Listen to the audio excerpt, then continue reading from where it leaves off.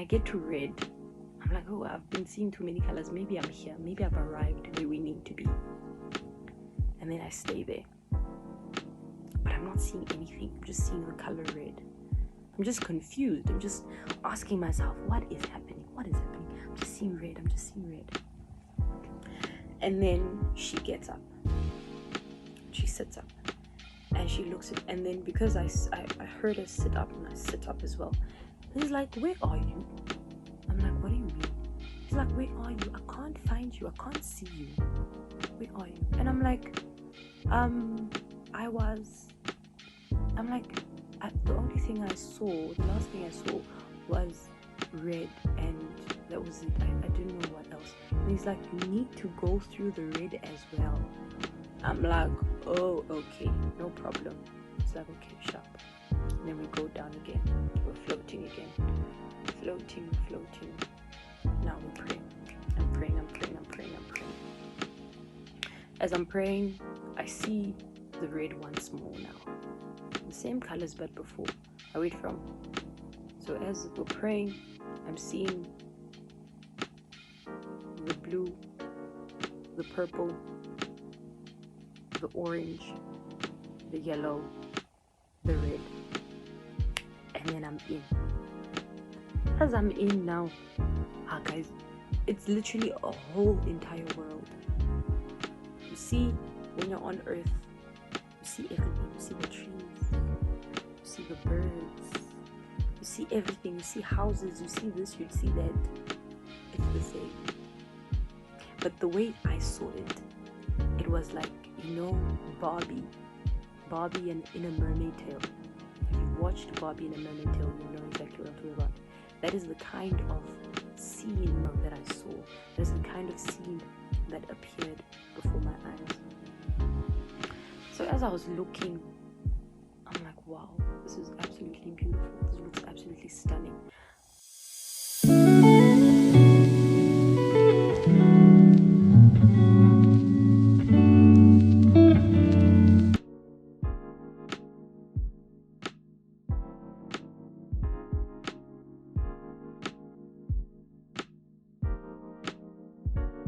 Hi guys, welcome to my YouTube channel. My name is Katlego Delia Mangope and I am a faith-based content creator, and here we discuss everything concerning your faith, lifestyle and worship.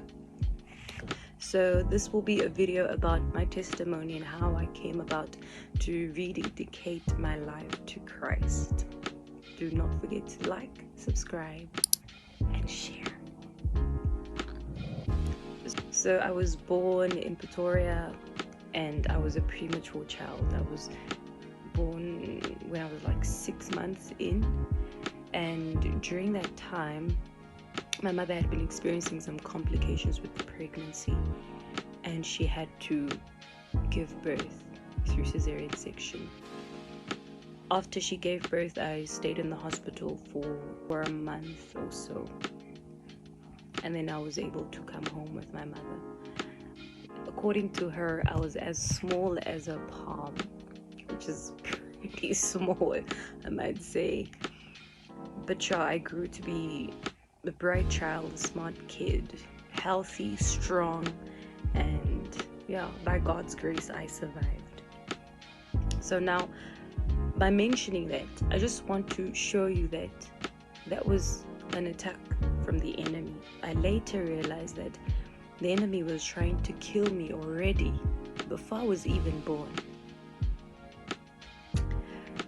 So from the ages of 2 and 7, I was living with my grandmother.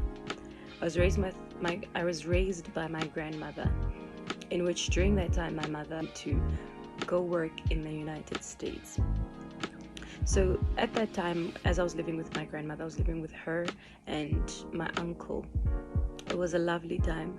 I grew up well, healthy, strong, playing all over, chasing chickens, you know, just the normal story of a child living in the rural areas. It was just an amazing time. So as I grew up, I realized that I had near-death experiences. To my memory, if I can recall this correctly, I think maybe I was around 4 or 5. I was in a car with a friend of my cousins. They had came to visit, and as they were visiting, the friend was sitting in his car, and he's a police officer. So as he was sitting in his car, my cousin went inside the house to go greet my grandmother and to go fetch a few stuff and leave his belongings there so they could go out again. Fine, I was in my car now. I'm talking to them. I was like, where are you guys going? You know, kids, curious. You see a car, you want to go with the car. You see your family member coming in with the car, you want to leave with them again if they're leaving. So it was a similar thing where I wanted to leave with them if they were leaving as well. So this man, because he's a police officer, he had his handgun with him. I'm not exactly sure why. Because according to my knowledge, they leave it either in a safe somewhere, but they do not hold them on their person when they are off duty. So he had this gun with him, and I took it out. I was like, what is this? And he's like, it's a gun. I'm like, okay. Very irresponsible, I might add. But I'm like, okay, it's a gun. And I hold it. And I'm holding it in my small hands. It is the heaviest thing I've ever held. And I'm like, I can't even lift this up with one hand. And I lift it up with 2 hands. And as I lift it up, there's a thought that comes into my mind. And it says, put it to your head and pull the trigger. I take the gun, somehow with my little hand, I pull it up with one hand. And I put it to my head. Now by this time, I do not think this man was in the car anymore. So by God's grace, the Lord somehow stopped me, because there was now another presence that I could sense in the car that was telling me, don't do it. And it was gentle, and it was filled with peace, a peaceful presence, a calm presence, a loving kindness that was within the atmosphere at that time that I couldn't really understand. Then I just left the gun there, got out of the car, and I just went to play with my friends as if nothing happened, which I found very weird, because it's as if I blacked out in that moment. So then there was another incident where I had gone to play with my friends during the day. I left, I went to play with friends, and then later on in the day, I went to somebody else, some other friend's house to play there with the same group of friends. So as we were together, we're playing as kids. Out of the blue, everybody now goes home, and I'm walking by myself. All of my friends are gone. They went home, because it seems as if their homes are closer to this place than mine was. And none of them wanted to accompany me, let's say maybe halfway, and then turn back and go home. They all went home, and I had to walk home alone, by myself. So as I'm walking now, it's becoming dark. Mind you, it's still summer, so clearly it was late, maybe 7:30 or even 8 in the evening. A little child walking in the night. So as I'm walking, there's a man who passes by. I think he was with his friends. They were coming back from a pub. So as they're coming back from a pub, the friends go in a different direction, and he says, where are you going? He's drunk, mind you. And I tell him, I'm going to who and whose house, saying my grandmother's name and my uncle's name. He's like, okay, no problem. I know where that is. Let me accompany you. And then he accompanies me. And on the way, he's babbling on and on and on about things. I can't really remember what he was talking about, but he's just rambling on and on. And in my mind, I'm like, Lord, I hope this man does not kidnap me. Lord, I hope this man does not kidnap me. Lord, I hope this man does not kidnap me. And he would ask me questions, and I would answer him. And ask me another question, I would answer him. And eventually, I could see our house in the distance. I was like, okay, he's not kidnapping me. He's actually taking me home. Now I was becoming excited, but I was still a little shaken that anything could happen at this time. So we get on the road, and then we enter through our gate. So as we enter through the gate, he's continuing rambling on and on again. As a drunk person, he's rambling on. We walk, and then he takes me to the back of the yard because the front door was not open. So he went to the back to check if the back door was open. We find my grandmother sitting on the stoop, waiting with worry. And then she tells the man, "Thank you." It appeared that she knew him. She thanked the man, and the man said, "No problem." And then he went back. And he's continuing rambling on about his own business. He goes home. I go inside the yard. That was the day that I saw the anger of my grandmother. She was so furious with me. But even in her ferocity, she still showed me love. She reprimanded me with love. And I knew from that day on not to do that again. And I never did. I never came back home late. When I saw that the sun was setting and I was far away, I started making my way home. Because I knew the consequences. That it wouldn't be good. It would not possibly end the way that it did the first time. But by God's grace, it ended well. So, according to my memory, there was a time as well that somehow I was violated by a family member. It wasn't my uncle. Because most people think the uncle, I'm sure it's the uncle. It wasn't my uncle. So when this happened, I was just confused. My memory did not serve me well. I believe that my memory, because of the trauma, it tried to protect me. My mind tried to protect me and close this memory within the depths of my mind. But later on in life, these things started revealing themselves again.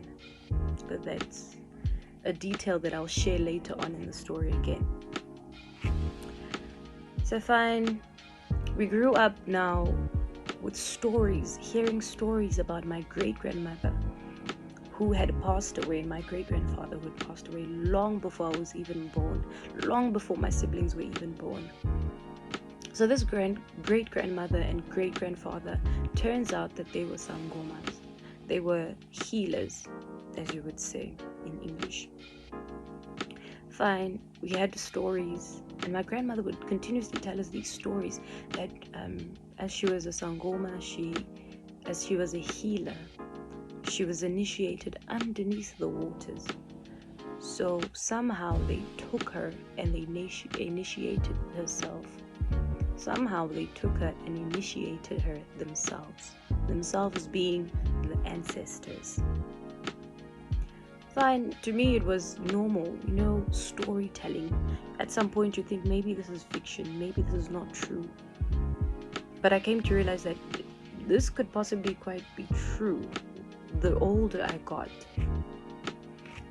Fine, there was this story that our grandmother used to tell us, that there was a time where her mother, my great-grandmother, she was walking in a field of corn, and she was walking with a group of her friends. As they were walking, they got separated, but the only one who got separated is my great-grandmother. And as she was separated from these group of girls, she ended up next to a pool of water. So near this pool of water, she saw a moon within the pool. A moon that rose and then it set. And then another moon came. It rose and it set. And then the third moon, it rose. As it rose, it never set.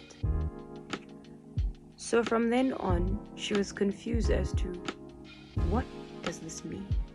And then it was revealed to her that the two moons that rose and set were children who would be born but would eventually die in their young age. So my grandmother is the firstborn from my great-grandmother. So she's the moon that rose but never set. And it is said that these two children, respectively, the one had a star on their forehead and the other one had a moon on their forehead. And they each shone brightly. And then it was just a matter of, this is amazing. How could this possibly take place? And because of the respect that my grandmother had, she wouldn't ask her grandmother, she wouldn't ask her mother, with whom did she bear these children with? Because at the time, it appears that she was not married yet. So she did not have the guts. She did not have the guts to ask my great-grandmother. Now growing up into a young little girl, age 8 to around 13, those 7 years of my life, I lived with my aunt for a year in which I was doing my first grade. In that first grade, that's when my mother had returned now from the United States and came to live in South Africa once more. So in this time, she had given birth to my younger brother. So she was still finding her feet, but I would still visit them and come to see her, and it was still nice. I still enjoyed it, but I was still having that longing to come to live with my mother throughout the year, each and every single day, seeing her, being with her, feeling her love and being cherished by her. So I continued living with my aunt for the year. After the year was up, I transferred and I came to live with my mother in Pretoria. So during that time, my father was absent. He was an absent father. I barely knew him. I didn't know him. I heard stories about him, but I didn't know him. And in school, I was very bright. In school, I was smart, intelligent, curious, but respectful, and just a child who was obedient. So as time went on, my mother did not have a job at the time when she came back to South Africa. So she had been applying for work at the profession that she was used to, and even the profession that she was working in the States. And at times, we didn't have food, we didn't have electricity, we didn't have water, because they'd shut it off because my mother was unable to pay the utility bills.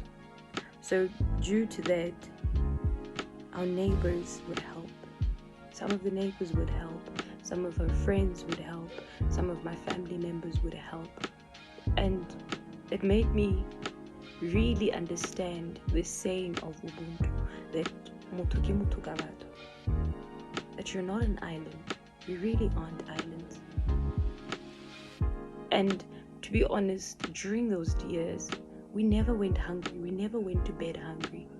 Even though we had like just half a loaf of bread, it was still enough to fill up all of our bellies. All four of us, because it was my mother, my little brother, my sister, and I. And we would be full. We'd drink tea and we'd be full. Because my mother, women are very resourceful. Very, very resourceful. And I've realized that my mother's very resourceful. I saw that Mosadi utshwara thipa ka for boghaleng with her. For translation purposes, a woman holds a knife sharply. A woman holds a knife sharply, meaning that she will make means where there seems to be no way of making means. So she had bought this stove. It wasn't a gas stove, but it was a gel stove. So the stove it was a 2-plate stove, and it had these containers where you would pour this gel that you burn, this green gel, and when you burn it, it will create fire. And we would make tea on a pot. We'd boil water in a pot, and we'd make tea with the water. In the morning when we have to go to school, we do the same thing. Boil water, we take a bath, we go to school. Nobody knew we didn't have electricity. Only the people who were around us knew. But our friends at school, they knew nothing. food-wise, we didn't have anything to take to school. So we had to get food from the feeding scheme that was at school. And it was something that at first I didn't mind it, because it was not a problem for me. But it really brought things into perspective the older I grew, and as the years progressed, I understood why we had to go get food at school. And at times I would remember, I'm like, at home, I'm not even sure if Mama ate. I'm not even sure if Mama and my little brother ate. So let me just maybe leave a little bit for them, and then they can eat. And then when we come back from school, we find that the little bread that was there, Mama didn't eat it. And then we also have, Mama, what did you eat? Why didn't you eat this? And she says, no, I'm fine, I'm not hungry. She's like, no, I drank tea, I'm okay. So she would drink tea. And as she would drink tea, it would help also create milk for my younger brother, who was around going to one year old. And yeah, it was an experience that really humbled me, and it really helped me become more compassionate to other people as well when they go through these issues of having no food, having nothing to eat. I understand it very well. So in her desperation, my mother, she did apply for jobs, she did apply for work, but she wasn't receiving an answer. As she would wait, she was like, there's nothing I can do, I don't know what to do. So one of my aunts called her one day. She's like, how are you? Just checking up on us to see how we were. She's like, I'm good, I applied for work where and they haven't answered me yet, so I'm just still waiting to receive a response from them. And then my aunt suggested, why don't we go to this man in the northwest? I know him, he's a Sangoma and he can help you. So on the Friday when we came back from school, we went to stay with my sister and my cousins who were living not too far from our home. We went to stay with them for the weekend, and my mother and my younger brother went to the northwest, and they went to see this man. So this man told my mother that for your things to go well, you need to go home and ask your mother to slaughter a chicken for you and pour a little bit of snafe and ask on your behalf from your ancestors so that they can open your ways and make the path clear, basically. And that's exactly what my mother did. So they did that, and then they came back on Sunday. Monday came, we went to school. On that Monday morning, my mother receives a call. The call is from the same company that she had been applying for work from, and they were telling her that she'd received the job, she was starting to work.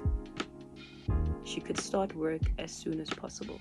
So my mother asked them, can I start in 2 weeks so that I could just arrange transportation to go to work and also get a nanny for my children? Fine. She started working. Life now was getting better. But the problem now was that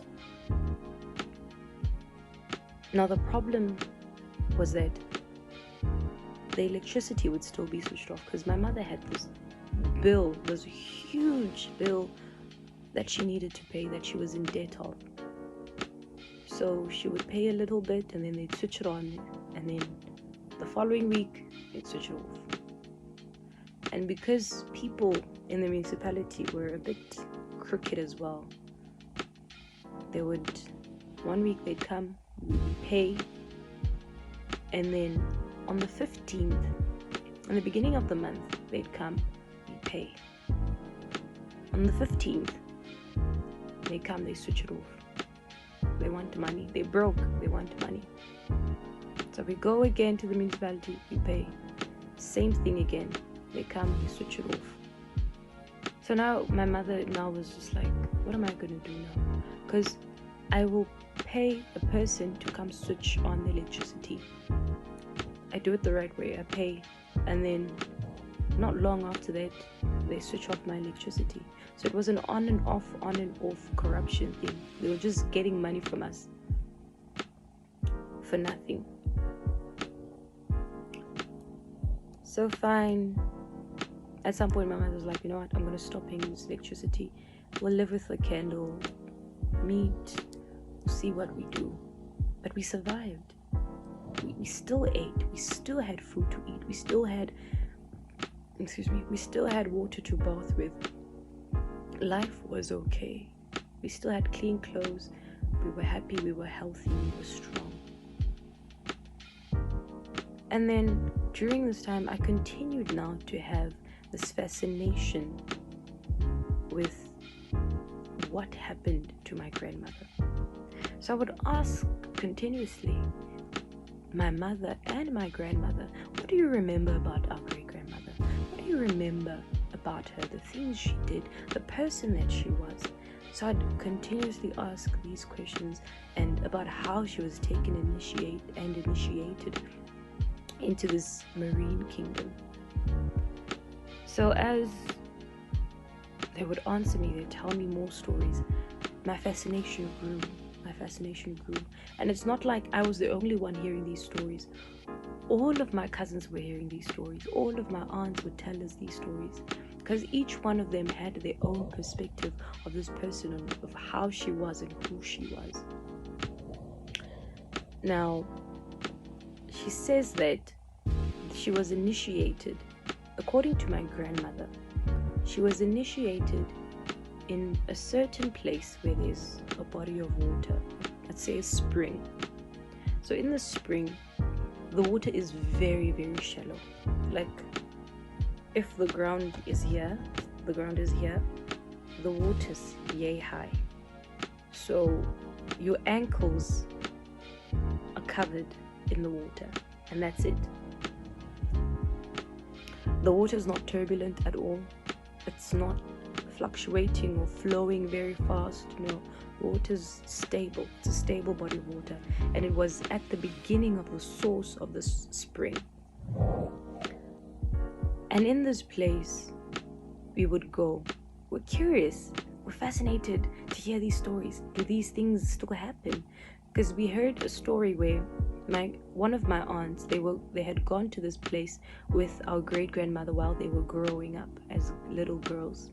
They would go with her to this place as she was going to Patla and do all of these things. And as she was doing all of these things, she would go with them. And as they would enter the water, she would speak first. She would pray. They entered the water. They would go. They would walk around. She would wait first though. And she would receive the permission somehow to let her know that you can enter. And she would go. They would enter the water, they'd walk around, they'd go to a specific spot that she saw that, okay, there's a spot that we can go and get water or do whatever we need to do there and move on. So as they were taking buckets and buckets of water, one of them, as she was taking this bucket, the water was pulling her down. Njani when the water is this much. So she's taking this water, but it's pulling her down. The water's rising up on her. So our great-grandmother realizes, and she saw, well, no, they want to take her. And then she's like, no, please don't take her. She's still young. Let her grow first and let her mature a little bit more. And then you can now come back and say you want to take her. And the water settled down. The water settled down, and then they went back. They went back home, and everything was okay. So in this place, it is also said that you can go there and you see a cow, but I don't see it. You can go there, you see a snake or a fish. I don't see it. And there are also restrictions of you can't go there if you are on your period. You can't go there if you have slept with a man or a woman the day before or a certain period of time before. You can't go there at 12 p.m., 12 midday. You can't go there because according to them, at 12 p.m., that's when the snake of the water is laying itself on the water and relaxing and enjoying its space. So when you go during that time, you are disturbing it. You're disturbing the presence. It's like all of the ancestors and the spirits, the marine spirits found in that body of water gather at that time. So if you go at 12, between 12 and 12:30, something bad is going to happen. You're most likely going to get killed, because we also heard stories that some people got killed by going there at those times. So we cautioned ourselves that either we go early in the morning or we'll go after 12, after 12:30 rather. Fine.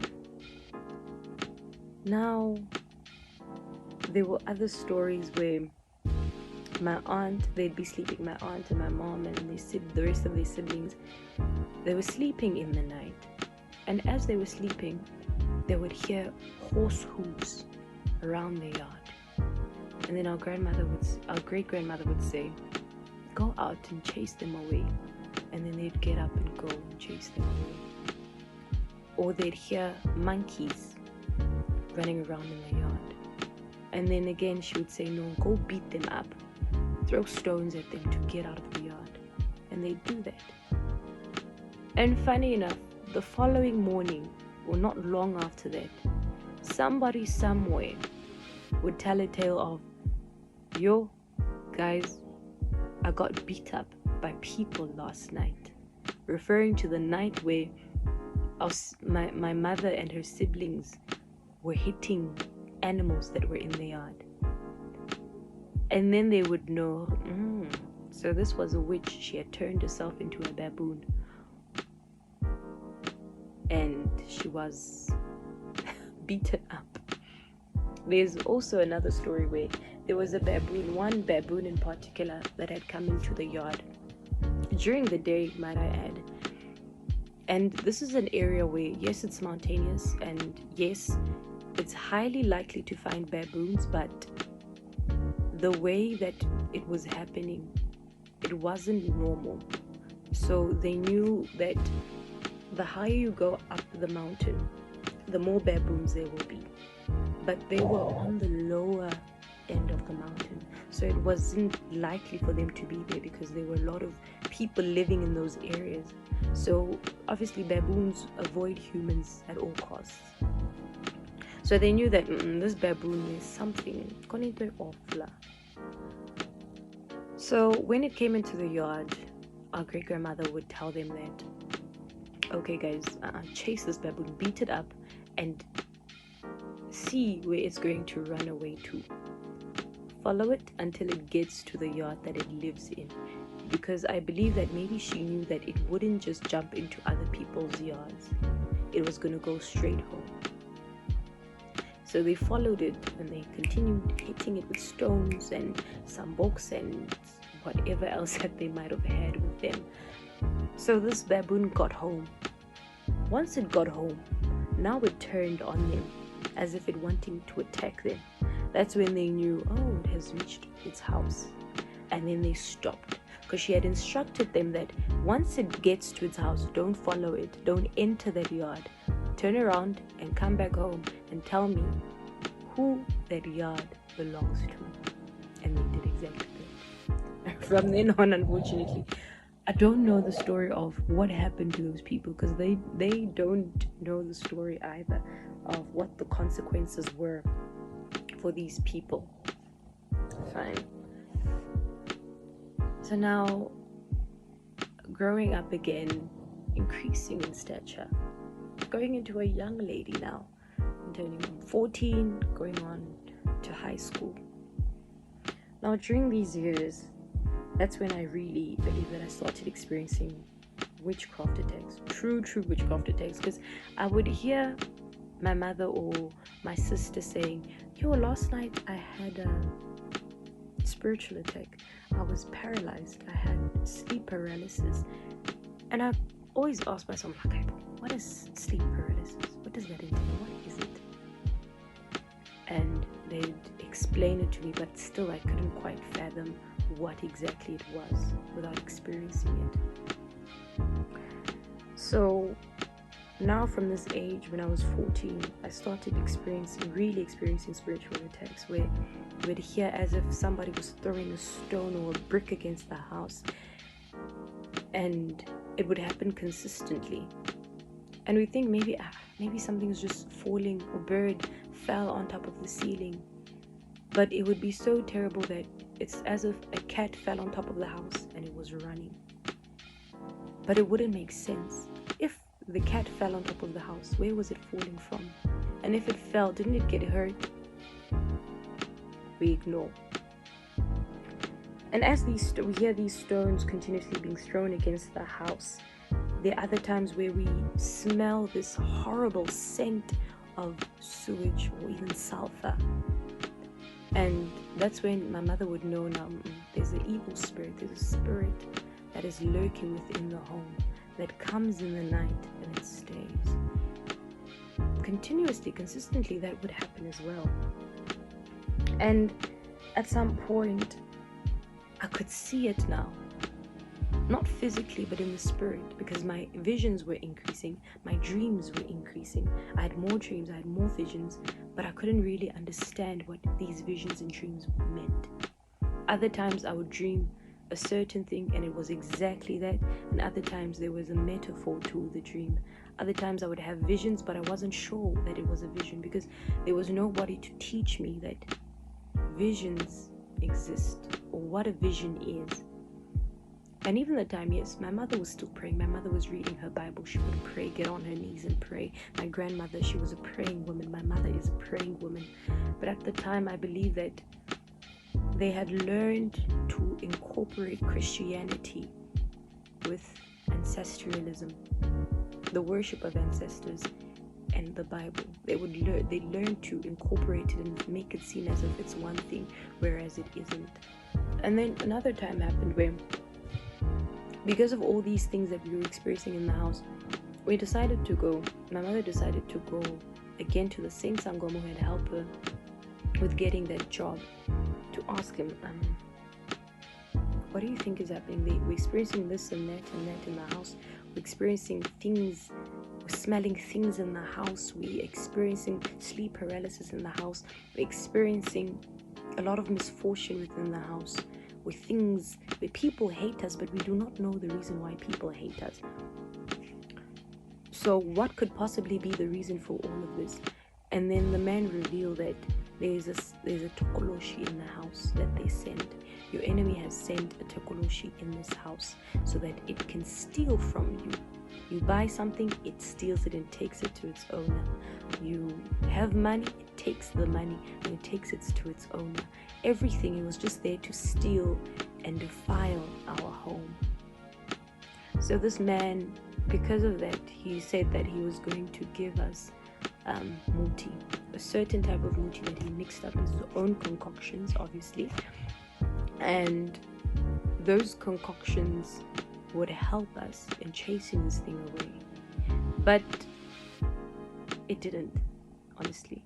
It was a temporary fix for a problem that needed a permanent solution. So in this muti that he'd given us 3 different types. A certain mixture to bathe with, as in to first take a bath, and then after taking a bath you spill that water, and then you fill up the tub again, and then you pour this mixture inside, and then you rinse yourself with it and you speak. Now, the things that you must say, you must either say, this thing does not come to me, I repel it, I am blessed, you say all the things that you would like to see taking place within your life as you are busy rinsing yourself with this concoction of muti. And then the second one was to, I don't want to say fumigate, but to burn inside the house as incense in a way, to burn inside the house so that smoke can fill the house. Yes, it was a form of incense.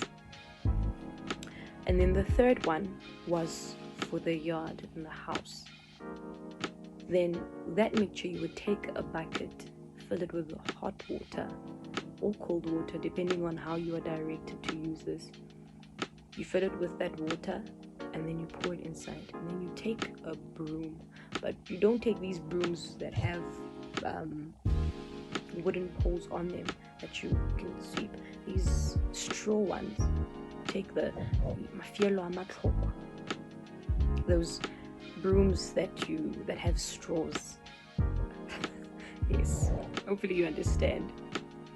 So you take those brooms, and then you take it, and then you put it inside the water, and then you sprinkle around the house like this. You put it inside the water, you sprinkle around the house like this. So even outside, you'd have to do the same thing in the night. So we'd have to do that quite often. We did that, and it helped. It worked for a certain period of time. A temporary fix for a problem that needs a permanent solution. So, according to what also this Sangoma had said, he mentioned that there were things within the yard, within my mother's yard, that witches had planted within the yard. So he needed to come and uproot these things within the yard and take them out so that things would change. The atmosphere would change, because the way that they had planted these things, they had created an atmosphere for themselves that when they enter this yard, certain things would happen that we would not hear them, we would not disturb them in the activities in our home. That even when they want to steal from us, they can do it. Even when they want to maybe kill us, they could. But by the grace of God, none of that happened. They did not kill us. Yes, they might have stolen from us, but they did not kill us. They do not have the authority to kill us.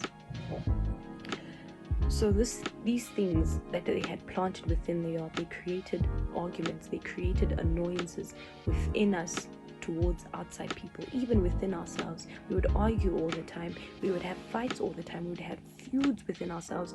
And because of these feuds and not being able to resolve it, because if this thing is against you, and even if I try to have just a decent conversation and tell you, I did not like when you said this or when you did this, automatically it's just going to be a fight. Automatically we're going to argue instead of trying to find a solution to the problem. So these are the things that these things that were planted, created within the house and within our home. So around 2015 now, my mother got retrenched. And because of the retrenchment, now she was able to apply for, how can I say it? Now because of the retrenchment, she was able to have the electricity debt cancelled, because at this point the electricity debt was still a problem for us. So once that was cleared, once social workers came in and saw the situation and were able to sympathize with the situation and see, actually, this person, this mother is a single mother who is not getting an income at this moment. And even when she was getting an income, she was trying to pay it off, but she was unable to. So they ended up cancelling the debt by God's grace. And the way that this debt got cancelled was because a month before, my mother had been watching Katlego Delia on the TV. She'd been praying with Katlego Delia, and then they had said, send a prayer request to the ministry so that we can pray with you with something that you need prayer regarding. So this thing was stressing my mother out so much that she didn't even know what to do. And she's like, you know what, I'm going to send in a prayer request. She sent in a prayer request to Katlego Delia Ministries, and they helped her pray for this electricity issue. Not long after that, she got a response that the debt would be cleared, the debt would be cancelled, and they would be, because they had brought in the social workers to see how the situation was, they could understand that this person is not able at all to pay it off. Yes, she was trying. We can see that according to the payments that she had made prior, she was trying to pay it off, but she was unable to. Now, the church helped us as well. We had a local church that we'd been attending. It was just another branch of the church that we used to attend in the rural areas, my grandmother's church. It was just a branch, but here in Pretoria. So as we attended this church, the church understood the situation that my mother was in, and they would help us, give us with food packages, for uniform, for our schooling. We'd get a free uniform, we'd get free shoes, everything was free. We'd donate clothes that were donated, and they were fairly new. We'd take the clothes and we would wear them, and we didn't have a problem because we're like, you know what, at least somebody remembered us. Somebody still cares, you know. Even though they weren't new, they were still in perfect condition, and we were more than happy to have worn them. Fine, things now started progressing. Life was okay. It was still a struggle, but we could still see now the hand of God, because now my mother was praying. Yes, she'd always been praying, but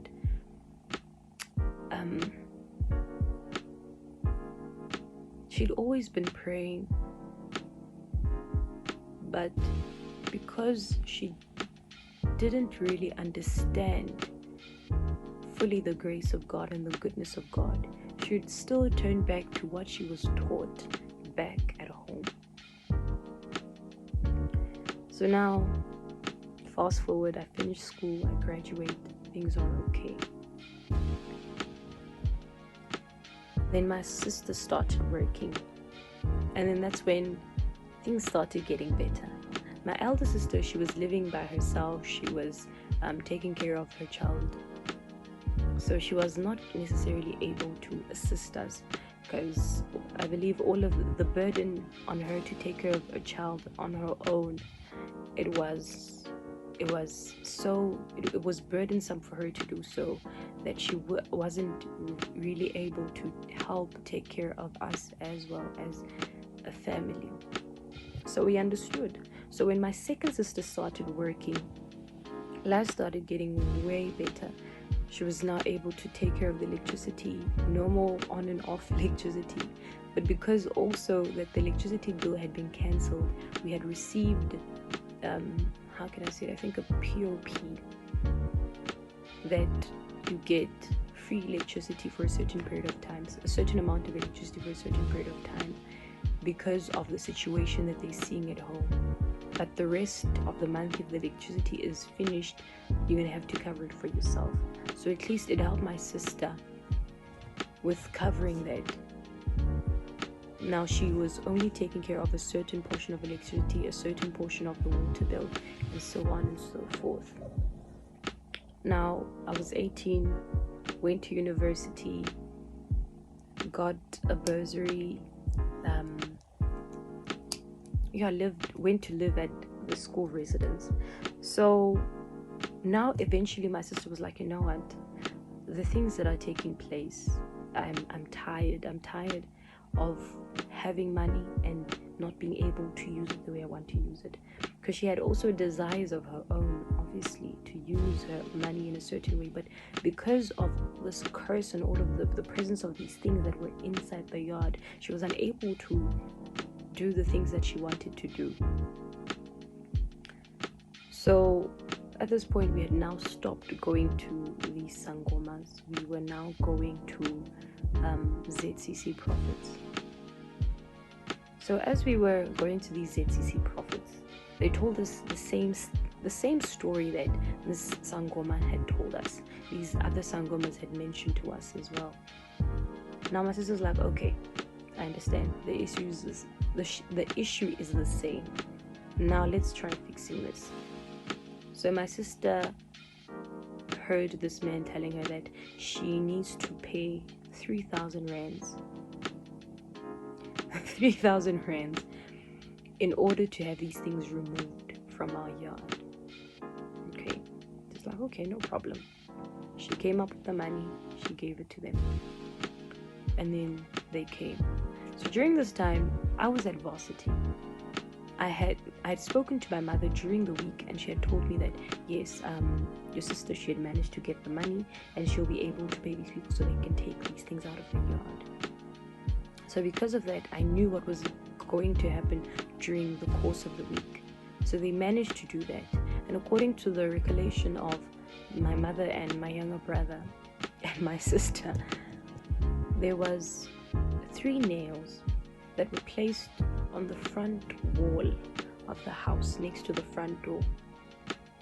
And these stones and these nails were like nails as in not keratin nails, nails as in hammer nails.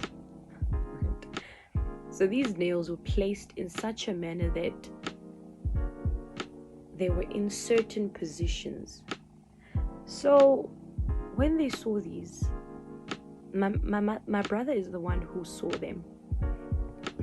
Excuse me.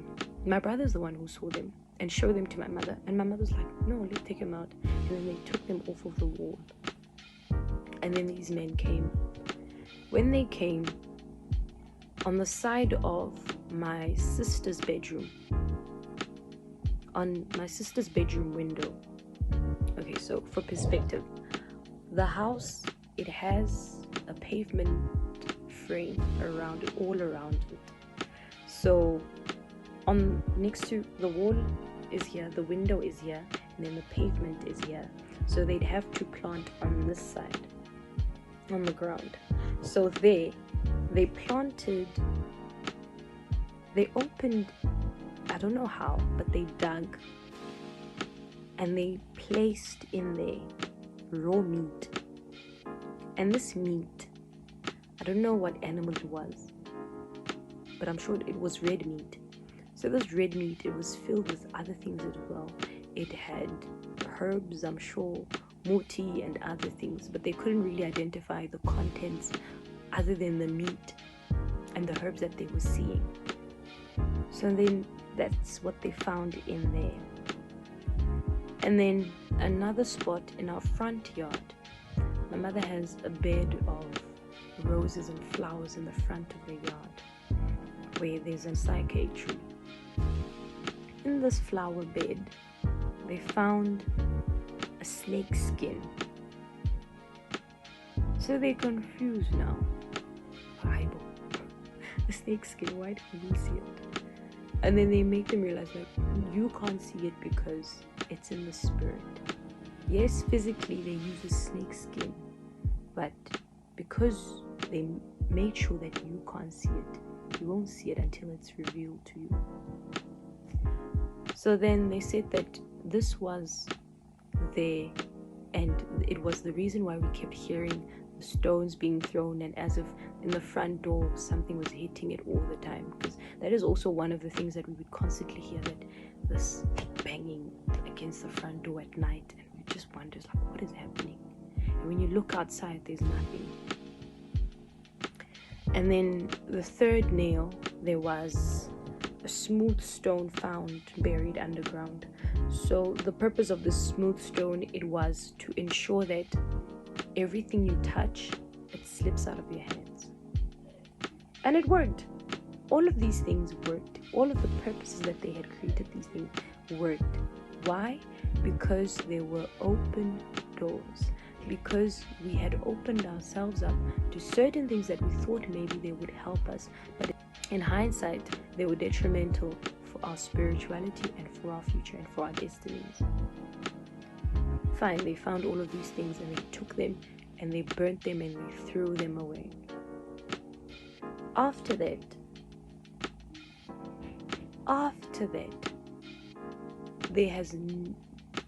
the house was so quiet. The yard was quiet. There was no stones being thrown. There was no snacks smelled in the house anymore. There was none of it. None of the things that we used to experience before. No sleep paralysis. No hearing things outside. No hearing as if people are running around in the yard. None of it. It was quiet. Dead silence. Dead silence. And when I came home after that, that's when I noticed, I'm like, Mama, it's so quiet. And she's like, yes, it's very quiet. And it was weird because we were used to all of this commotion, all of this noise, all of this things always happening all the time. But now, because it was so quiet, it even felt uncomfortable. The peace felt uncomfortable. Fine. And then eventually these ZCC prophets would tell us that this thing that you did, the cleansing and the strengthening of the home, would have to be a yearly thing that you do, because after they had taken out these things, they strengthened the house and they strengthened us. How did they do that? They strengthened us by, I don't know exactly what that man was using, but he had these tin mugs and he had poured water in it. But it wasn't just any water. I believe it was water from a waterfall. So he took this water and he had been mixed with salt. And he poured it around the house, and he poured it on my hands, he poured it on my feet, and he poured the same thing as well on my mother and my sister and my little brother. So during this time, it's as if I was the one leading the family, but I couldn't understand why I was the one who was leading the family, because he had directed me and instructed me that, okay, my mother was still taking a bath in the tub, so she's like, okay, so because your mother's still taking a bath, take this water and go to her and pour this on her hands and on her feet and give it to her. You give it to her. Like, me, like, yes. And then I'd go and I'd give it to her. And this water is like, okay, the remainder of this water, I'm going to leave it here. You want to bath with it? But it must be you, me, who pours it for them. Nobody else must touch it. Nobody else must hold it but you. When they want to use it to bath, they must tell you and you must go pour it for them. So I was like, okay, no problem. So this is when I now started understanding that, yes, I do have a gift. But even prior to this, I had been told several times that I have a spiritual gift, that I'm gifted in this and this and that. But to me, most people would tell me that I need to go for initiation. And I was like, me, this girl, I'm not going to do that. I'm not built for that. It's something that I was really against, was going for initiation. I could not leave my home for a certain period of time and go live at somebody else's yard. I couldn't. It wasn't in me. I could not do that. But besides that, I'd also heard these stories that these people, they abuse the initiates, and they make them do this and do that and do this and do that. I was like, now I must go do that. I must go kneel all the time. My knees would be painful all the time, and I was like, I can't. So now when somebody gave me the clarity that, no, you don't necessarily now have to go initiate. You can have your gift, and when you have this gift of yours, you can use it the way I'm using it. This is the ZCC prophet speaking. Well, okay, perfect, absolutely perfect. Because I did not want beads. I did not want to have red hair if where the place I went to initiate at, they do that. I did not want any of that. I did not want to now wear a certain attire. I did not want to change myself. I did not want to do that. So I was like, this is good. This is perfect for me. Fine. And then other times, this man, he would give us coffee. Raw coffee, like not your expensive coffee, guys. Not your Jacob's Kronang, no, like Joko, trekker, yes, and yeah, the likes of those things, those coffees and those teas. He'd say go buy that, and also buy peri peri, like Robertson peri peri, the one in the sachet. So when you buy those ones, now he says, okay, take this and put it under running water. Put them under running water. So only 2 people could do that. It was either my younger brother or it was me. It was my younger brother all the time, because most of the time I wasn't home because I was still living at my residence. So when they wanted to do that, he would have to do it. But when I was around, I was the one who was doing it. And you put it under running water. And they say the reason why you put it under running water is to remove the hands that have touched it. So many people have touched it. Maybe you touch something, you're like, oh, maybe I want to buy this, but and then you put it back. So your hands are still on it. So they want to wash all of that away. You put it under running water for like maybe a minute or so, and then that's when you can use it. And then the person who now can prepare it again, it's my little brother or me. So the only time when I did it was when I was not on my cycle. I could do it. But when I was on my cycle, I couldn't do it. And when I do it, I have to be wearing a skirt and I have to be wearing a doek on my head. I was like, okay, no problem. It's not a big deal. So we do that. Take this coffee, we take this chili, and we put it on a pan. So as you put this on this pan, right? Put it on the pan, and then you put this pan on the stove, and these things burn. And as they burn, what happens is it creates smoke in the house. So the smoke now is meant to choke out this thing that keeps coming to the house, right? Now this is before these things were removed in the yard. And even after, a while after the things were removed in the yard, we still had to do this.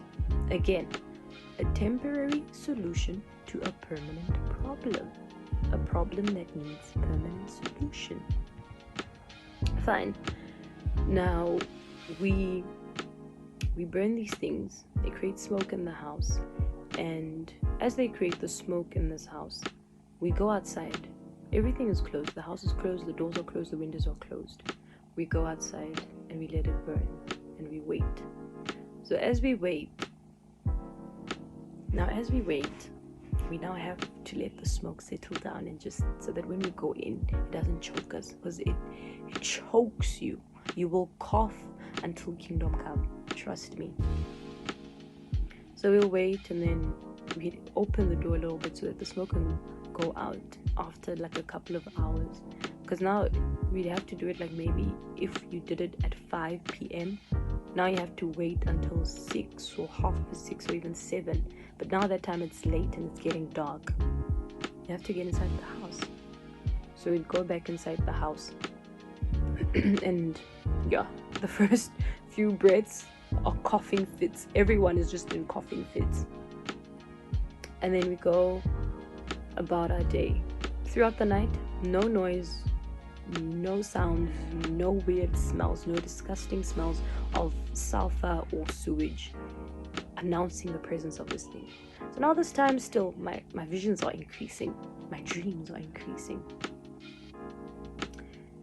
And then one day in the morning, it was around 5:30 to 6 a.m. The sun was rising. I was sleeping in my mother's bedroom with her. And as I'm sleeping, I'm seeing this thing. There's something that comes inside the bedroom through my mother's door. And it goes to her bed. And it looks at her like this. And then it stops. And then it turns.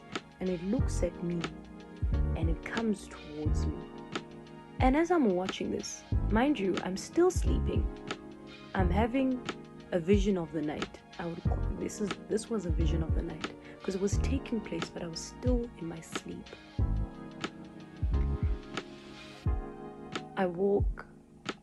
It walks towards me. It looks at me, And as it's looking down at me, it takes my hand. I had done long nails. I had long manicure nails. I was trying new stuff. So these nails were very, very long. I had nails on, so they were very, very long. And because of the length, it took my hand and it was licking these nails. And I was so disgusted. I remember I had just this feeling of disgust within me. And I tried waking up. I tried to wake up. I kept trying. Eventually I managed to wake up. And what happened was, when I woke up, I was like, furiously. And then my mother's like, hi, boo. And then, what's wrong? It's like, I just had sleep paralysis. That's all I said to her. She's like, oh, okay. And then I pray. I was very lukewarm, but I was praying. Prayer still works. Prayer still worked, and it still works. So as I was praying, and then I went back to sleep. Nothing happened. And then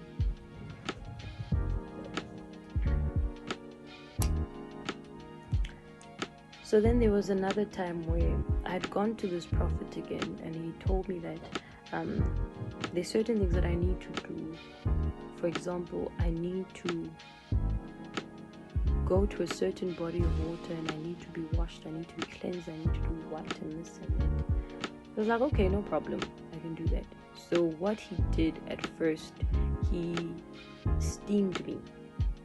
So after putting me in a steaming sort of sauna kind of situation, where he had hot stones, and these stones were in a bucket, a metal bucket, and he placed it in front of me. Now I wasn't like this as the day I was born. So I'm in there,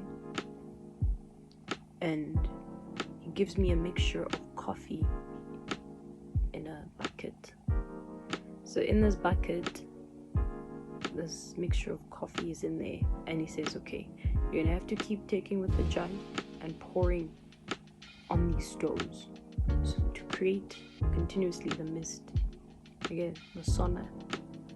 So I keep doing that. The mist is hot, heat. You know when you open an oven after you're baking, and then you put your face, then you try to take out that pan?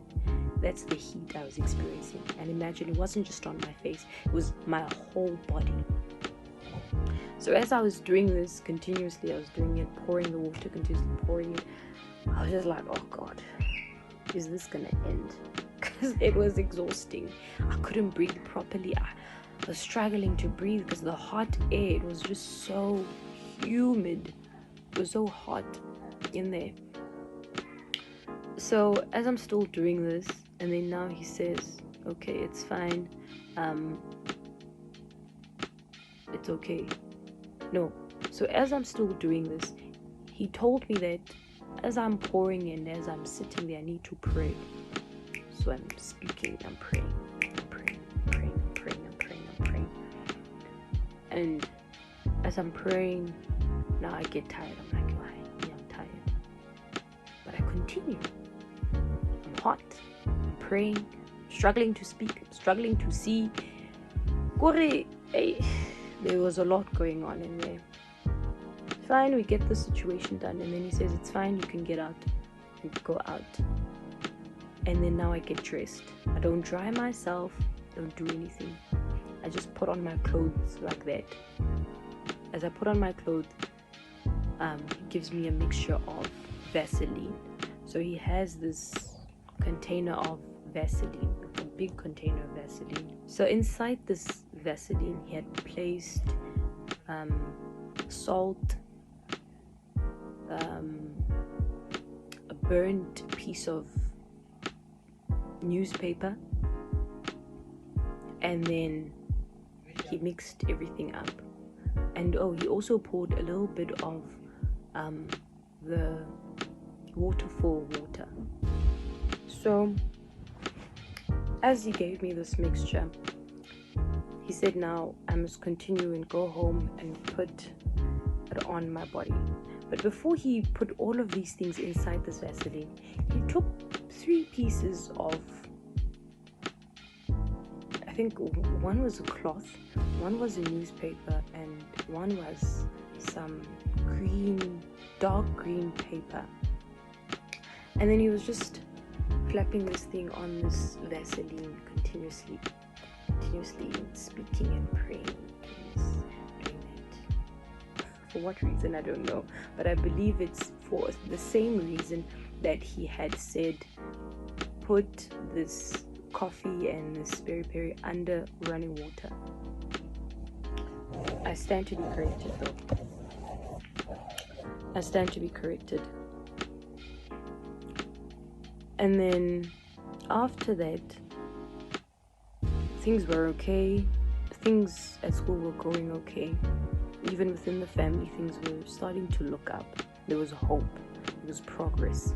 We even saw that my sister's work stuff were going well. She was now able to buy herself a car, and it was amazing because nobody had a car in a long while.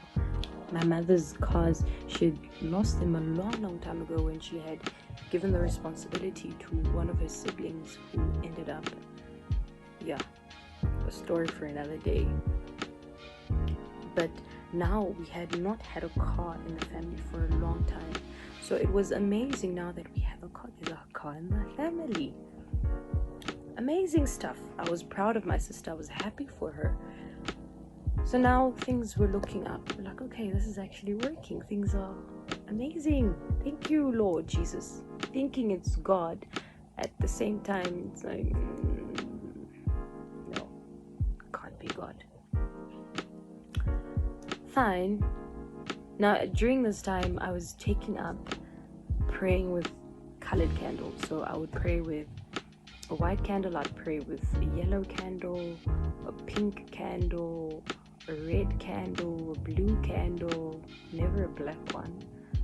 Because before I would pray using these candles, I would check the meaning first. I would see what it meant first.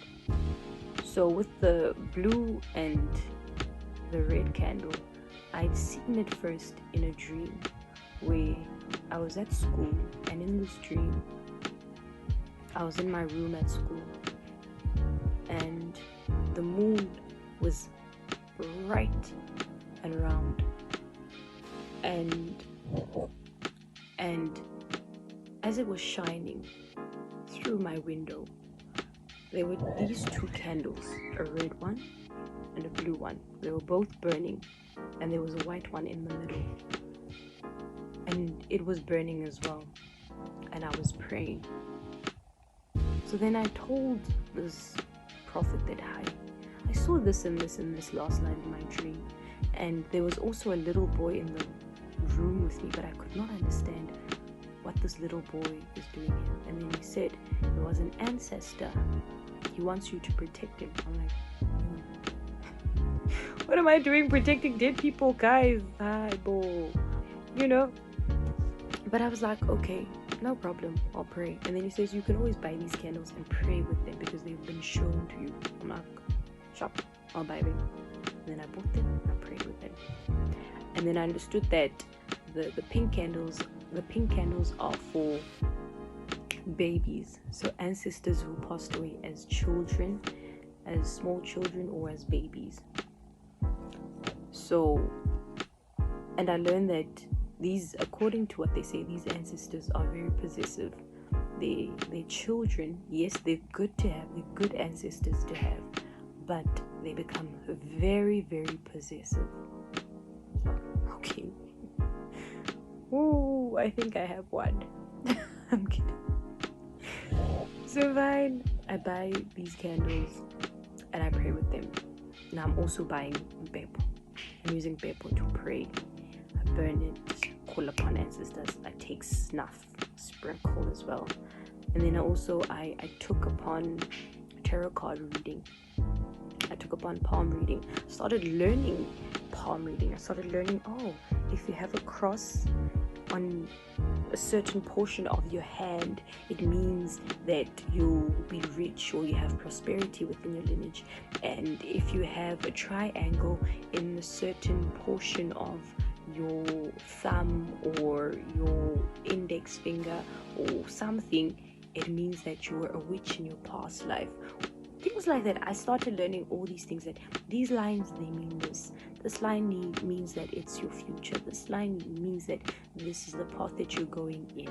And if you put your hands like this and the lines connect, it means this and this and that.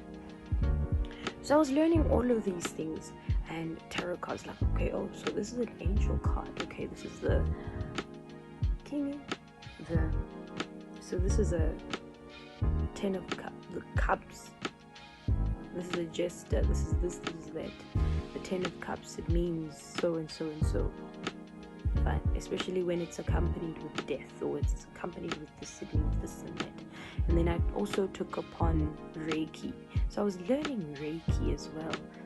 So Reiki basically is energy flow, understanding energy, what energy is within the body, and how it flows and how you can control it and how you move. The levels to Reiki. So at first I wanted to understand, okay, which level of Reiki am I at? Because obviously we all have, according to the teaching, we all have a level in which we start at and then we progress. Learned that as well, understood that. Not really into too much depth, but I understood it on the basic levels.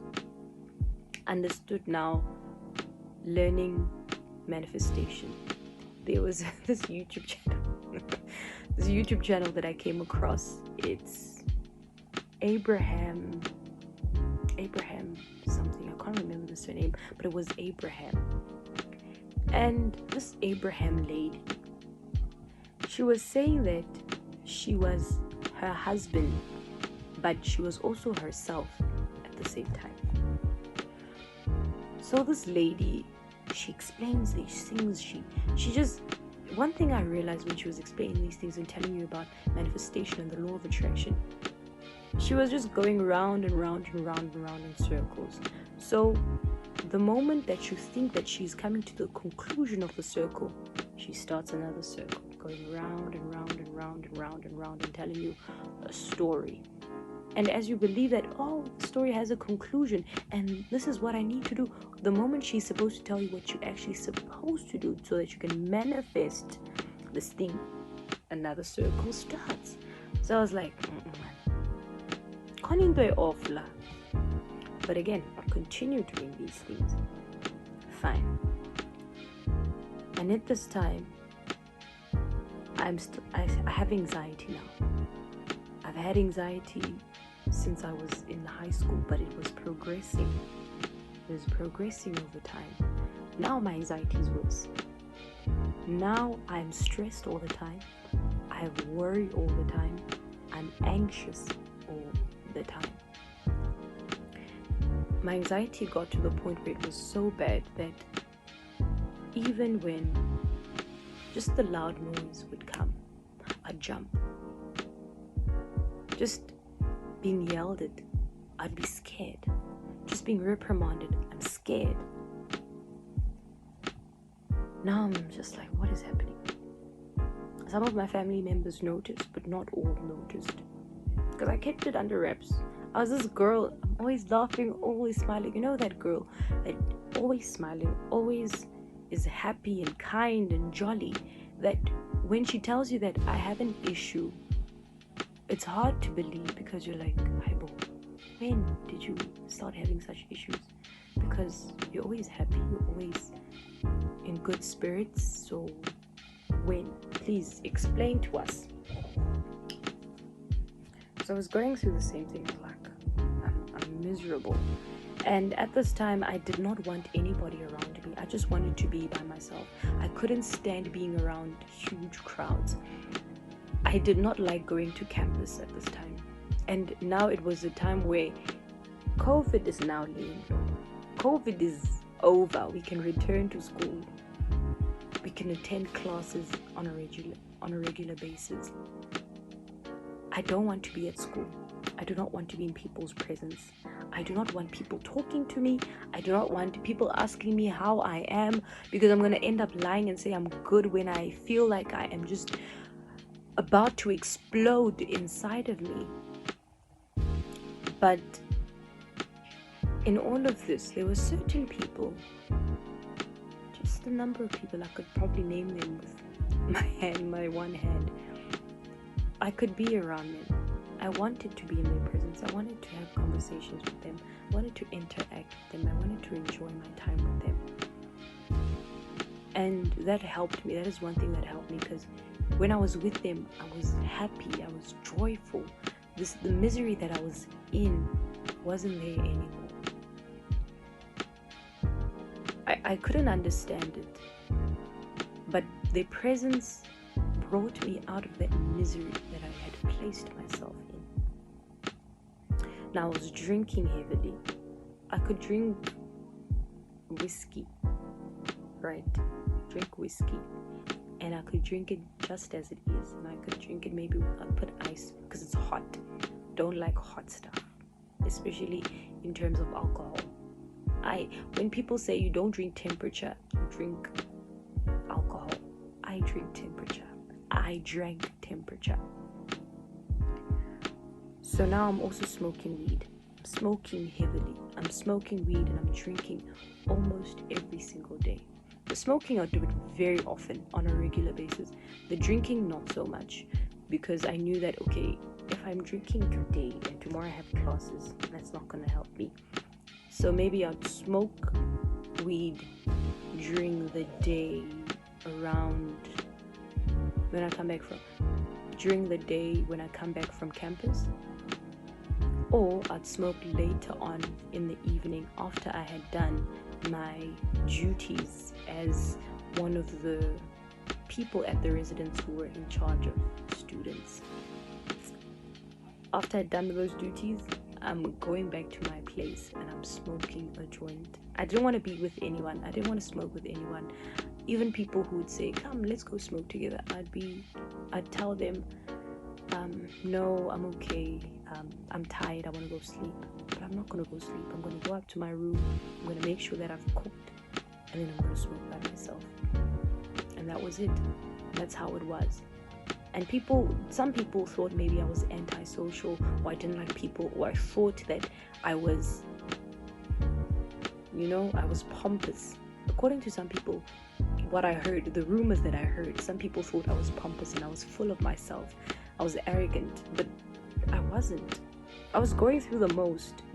Imagine you're going through almost what I felt like was hell on earth, and people expect you to be around other people.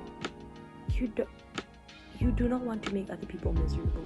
If you feel miserable, you feel like they will see the misery that you're going through. Fine. My life was a mess. At this point, my life was a mess. Things weren't going well at school. I had no friends. I felt like my family hated me, and I was a mess. And I believe the reason why I felt like my family hated me was because I had isolated myself even from my family.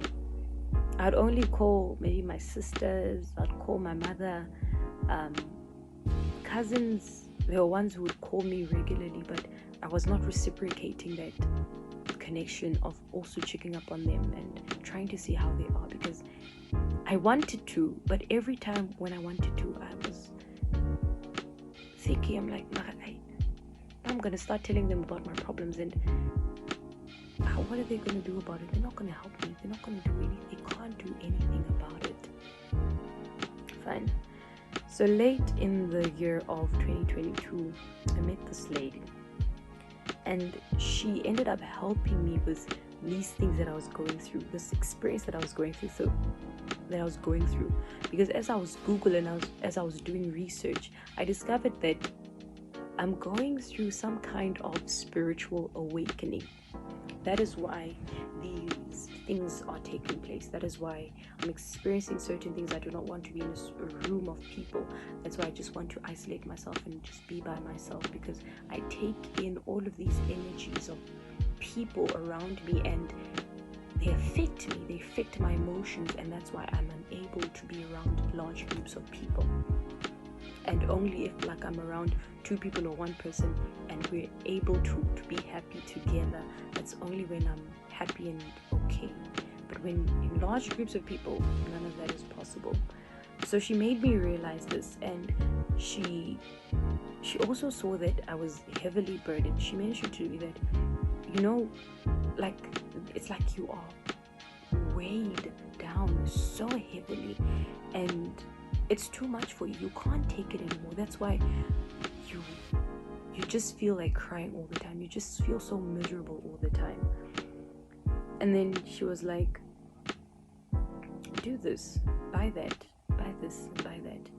Do these things. They will help you also to not feel so burdened by people. And then she said, I will teach you a trick that when you are in a room of people, the energies do not affect you. The things that people do not affect you. And as she was saying this, I was like, oh, if you could help me, God, thank you.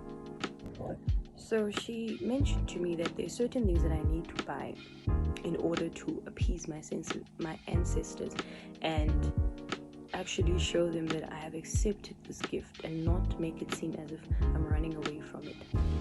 So building up to this moment, I had been wrestling with myself, and I ended up making this decision that I'm going to take it upon myself to take this calling, because according to everybody, it's a calling from my great-grandmother. So she needed somebody to take now this calling of hers. So I was like, you know what? If it means that all of our family members, my cousins, my aunts, my family, my immediate family, if all of our issues are going to disappear, if I do this, I will be that sacrificial lamb. It's okay. I don't have a problem with taking it upon myself and bearing that burden.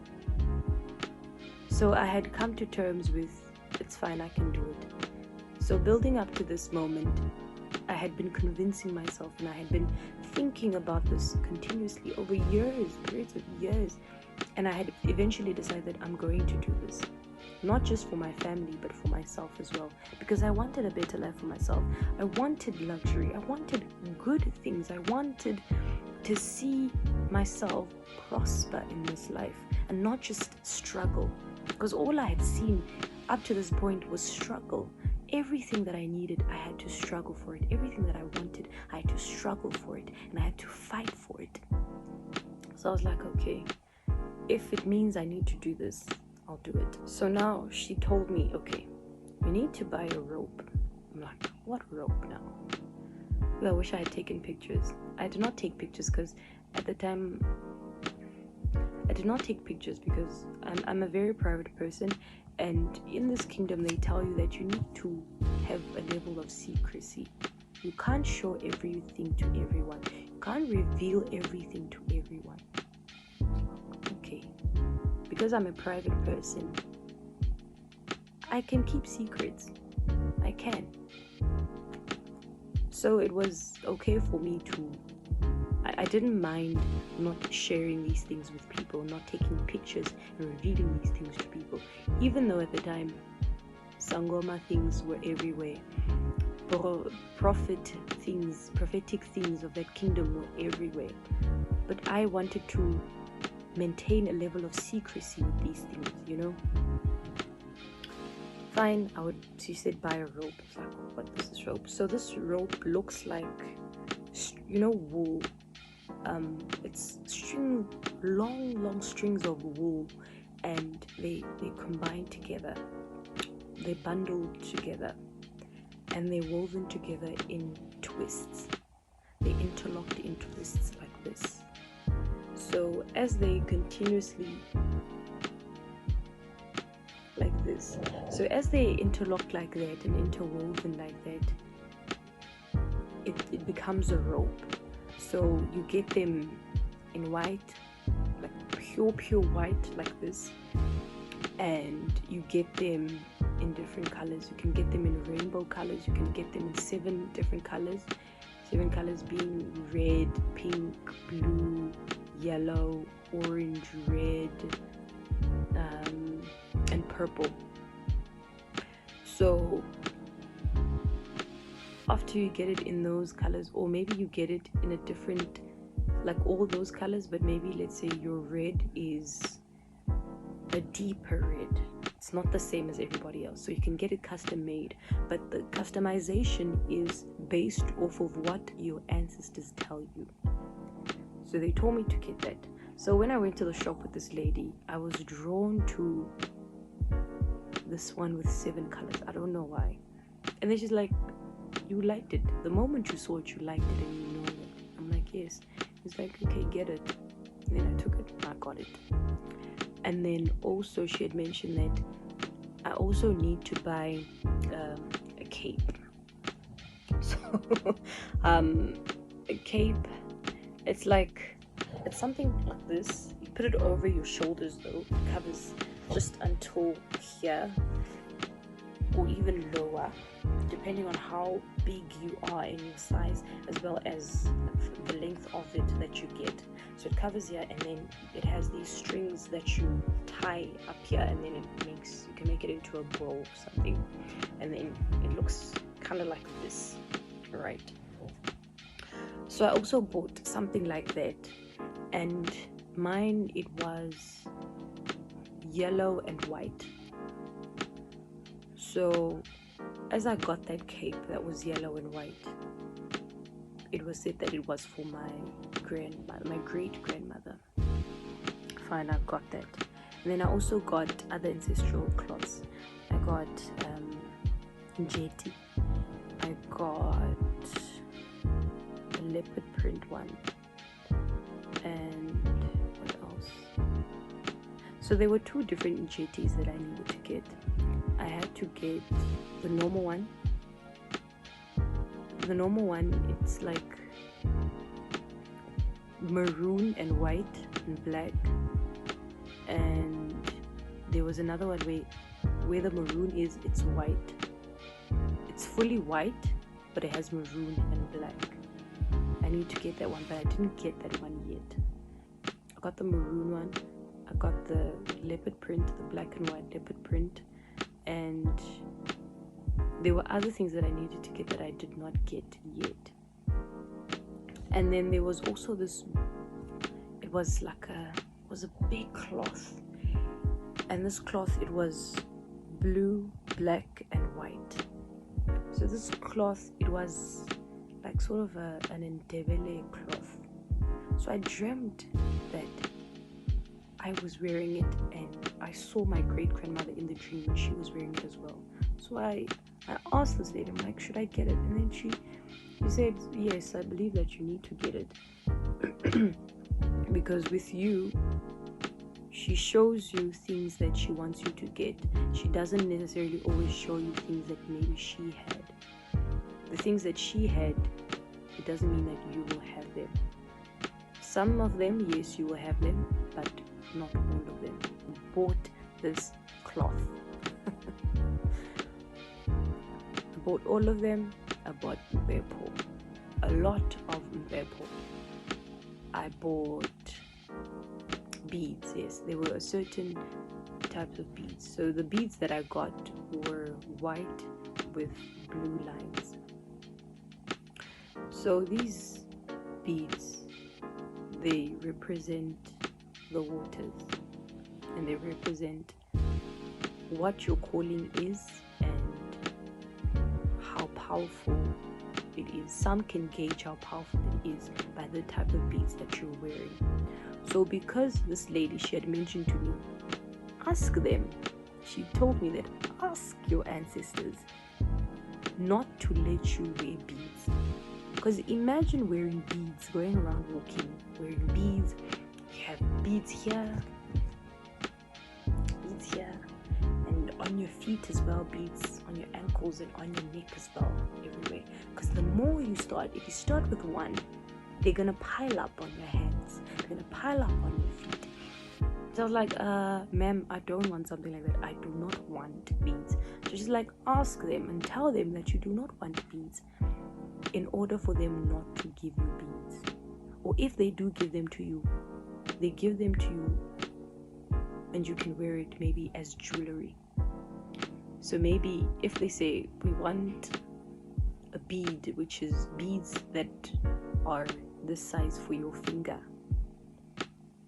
you get them, you put them, you make it and you put it aside. But to the outside world, you tell them, you go buy maybe a ring like this, and this ring represents those beads that you got.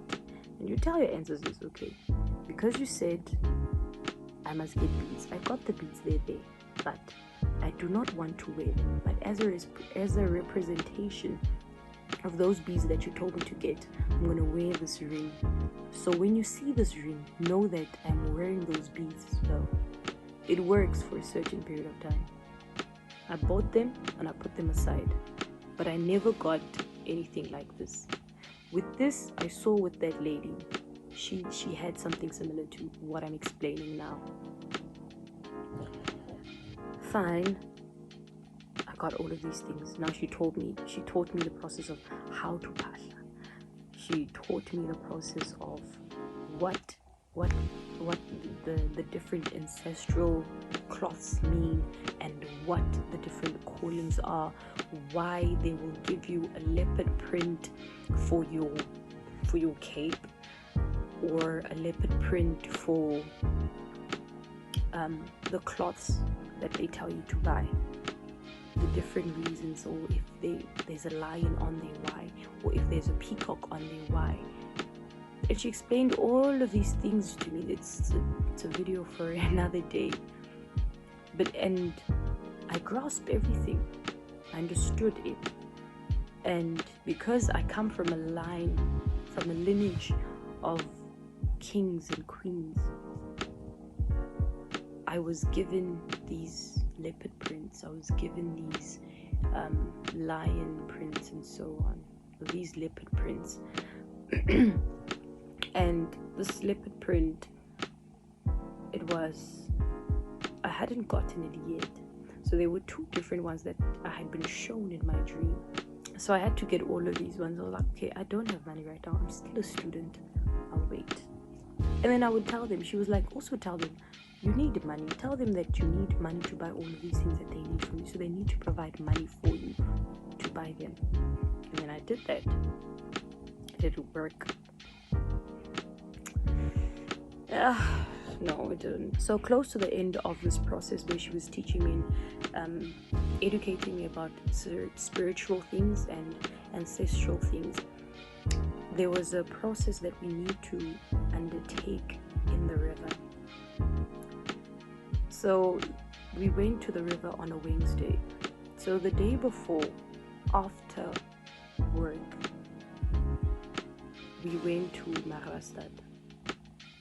After we got to Marabastad, excuse me, we went to Marabastad. After we got to Marabastad, we bought an ostrich egg, one for myself and one for her. So all of these things, we bought them together, one for me and for her as well. We bought lion dung, we bought elephant dung, and we bought cow dung. And then there was this plant as well that we bought. It looks like a beetroot, right? But when you cut it open, it's not a beetroot. You can see that this is not a beetroot. So this plant, it needs to be dried, and then you need to use it. So when we were in Marabastad, we couldn't find a dried one. So we needed to take that whole plant and cut it up and at least dry it up outside overnight for a certain period of time. And the purpose of this plant is for cleansing. So when you cut it up, it causes an irritation to the skin. It causes your skin to itch severely. So according to what they say is that it itches. The intensity of the itch is indicative of the repetition of cleansing. So if it itches immensely, it means that you need more cleansing. If it itches at a moderately low level, you don't need that much cleansing. Maybe a second time to be cleansed and then you'll be fine. So we got this plant. She cut it up and she dried it overnight. And then we also bought 2 liters of Spa-Liter cold drink. We took everything and we went home. Got home. The following day when I woke up, got my stuff, got my cloths, got my njit, I got the cape. Kastswana ba re ke sephika le ka Sotho. So I bought this speaker. I took it with me.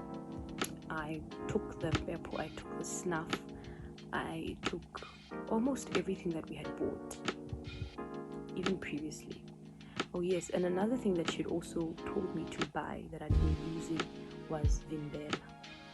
So during this time now, these spirits were also coming back into the house. The Tokolosi, it was running and roaming around and doing whatever it wanted to do in our home. It was sleeping with us in the night, because the explanation that these prophets and these sangomas would give when I would ask about this Tokoloshi was that it was sent to defile you, to decrease the gift that that you have been given, so that you become, your eyes closed in the spirit, that you can't see, that even when enemies come and they're right in front of you, you don't see them. Such things, they come to steal, basically to steal anything that they can steal, they stole. So now during this time we were back now to square one again. The Tokolosis are back. Witches now are coming back to attack us. There's just a lot of things going on. I'm looking for a job, I can't find a job. I was like, okay, it's fine. We move. Hopefully this will work. So when we get to the river, she has a bucket. Oh. So the previous day when we were buying these ostrich eggs, when we were at the place where we were buying the lion dung, I don't know what happened. I don't know how I was holding this plastic, but it broke. The plastic handles broke and the ostrich egg fell to the ground. My ostrich egg fell to the ground. And because it fell to the ground, it cracked. It was spilled. It was just, it was done. It was over with. And then I was so heartbroken. And then we went back to the place where we got them. And then we're like, guys, either you guys gave us faulty plastics or something. Because the plastic literally broke off. And we had bought several things from that place several times over. And it didn't break. And also this lady's ostrich egg did not break. The plastic did not break. And then on my way back home, I was so heartbroken. I was so painful. I was like, my heart was so painful that I wanted to do this cleansing. I wanted to fix myself. But now this egg was broken. What was I going to do? And I did not even have the money to say, let me buy another one. I could not afford it. And then this lady's like, don't be distraught. Don't be so downcast. It's okay. You know when, this is what she said. You know when you want to do good things, the devil will try to come against you. The devil will come against you. And in that moment, it brought me comfort that I was like, you know what? It seems like I'm doing a good thing. If I can be oppressed like this, then clearly there's something that I need to take care of. Fine, we got to the river the following day. When we got there, she now started mixing everything together. She opened her ostrich egg, opened it up, poured it in the bucket, took my broken one, put whatever was there inside this bucket. She took the lion dung, put it inside, cow dung, put it inside, elephant dung, put it inside. So the definition that she gave the elephant dung, it means that it brings luck. And the lion dung, I can't remember. Each of the dungs, they had a representation of it. And then the reason why she had said we should use ostrich eggs was because she says normally the ostrich eggs are used for gobelas. Gobela is a teacher. So let's say professors, lecturers, yes, and I'm the student. So the ostrich eggs are used by the lecturers. The students will use chicken eggs. But she was like, for you, I want you to use an ostrich egg as well. I'm like, no problem. Fine. She put everything together and she took this plant that she had been drying up overnight inside as well. So now she starts putting on my skin, my whole body, all over, and I'm like this once more. I'm as naked as the day I was born. But I was wearing underwear. Yes, that's one thing I do remember. I was wearing underwear and I covered myself with the jet. I went into the water with the jet. Fine, I was covered even over my face. And then as I was waiting, I sat on the side and this thing had to now dry up. Now, as she was waiting for it to dry up, she took a walking stick, but a metal walking stick, and it was, I think, this long. It wasn't long at all, right? It wasn't like, it was not all this long, and it had like a round head on it. And she took that and she put it in the water and she threw a coin. And that is for, basically it's like this, what they say is oreka metsi. Oreka metsi meaning you're asking permission to use this body of water from the owners of the water. The owners of the water being the spirit that rules in that body of water. So she did that. We were allowed to go in. She put this walking stick, it's not a wooden one, it's a steel one, in the sand, and she stuck it in there that it was firm and it wouldn't be moved even by the current or anything. Because she told me that if this thing is removed and we are inside this water, we're gonna die. We're gonna be underground. We're gonna stay in this kingdom and we're not gonna be able to get out. So it stayed there, didn't move, and she went inside. She placed it on me, and then she went in the water, and then we waited, and then she called me to come inside the water, and I went inside, and then she cleansed me, she washed me, she rinsed this thing off. I helped her rinse it off, and just getting all the nooks and crannies where this thing had went into, because it was itching. It was severely itching. As it was itching, the water relieved the itch. Fine, now I was cleansed, it was gone, all off of my body. Now it was a matter of her now awakening this spirit within me, that it would speak more clearly, that now I'm being initiated into this kingdom, that now they know who I am, and they know that I'm one of them. So she's now trying to invoke the spirit within me. She takes a bucket and she pours the water over my head many times. A bucket full of water. She's pouring me with it. So what she told me is that I need to cry. So me crying symbolizes that the spirit has arrived. It has revealed itself. It has entered within my body. It is within my body. It has been awakened. So she does this over and over again. So she sees that it's not working. I'm not crying. She's like, there's something that I need to do differently. Because with other people it had worked that way. And then she waits, and then she listens, and then she's like, okay, sit like this so that I can pour it towards your chest. So in this moment, I'm wearing this cloth. So as a cloth, I've tied it like a towel around me, and I've secured it so that it doesn't wash away, it doesn't unravel and wash away. So I have it on my body, it's secured on my body. And now she wants to pour this water on my chest. So she's pouring this water and it's hitting my chest.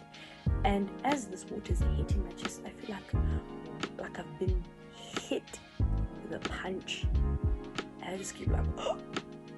And then it does it again. It's like, and the moment when she did the third time, I started crying. Tears. I cried. And she poured more water over me now. She's like, yeah, now this is what we want. Like, you said you want to come here, you said you want to do this. When you do this. Yeah, then I was crying, bawling my eyes out, ugly crying. And then fine, we got out of the water and she poured the cold drink that we had bought over me. So the cold drink, according to her, they were for blessings. And they would come over me. All of my blessings. Let me be blessed as my name says I am blessed. For my name is Katlego. Katlego means success. So she kept emphasizing let her be successful. Let her be successful. Because the name that she has been given is Katlego. So let her be successful. Let her be the definition of her name. I was like, okay, amen, hallelujah. So we go out and she finishes with me. And then she does the same to herself. She had put now this thing on her body, and then she went inside the water again, and then she rinsed it off and whatever, and she poured the cold drink over herself and so on and so forth. And now afterwards, she was now supposed to put this cape over me. So at first she had said she wanted to do it outside of the water, but now she's like, I want to do it while we are still inside the water. We're like, come inside the water, because I was standing just on the shore, on the riverbank. So I go a little deeper inside the water, and she brings this cape of mine and she dunks it in the water and she puts it over my shoulders. And then as she's putting it over my shoulders and speaking, continuously praying alongside with this man who came with us, she says, as she's praying, she falls. When she falls, I'm like, oh, I want to help her. She's like, hey, the people who are coming against you, they're not good. And then she's like, but it's fine. And then I asked her later, why did you put this thing on me inside the water?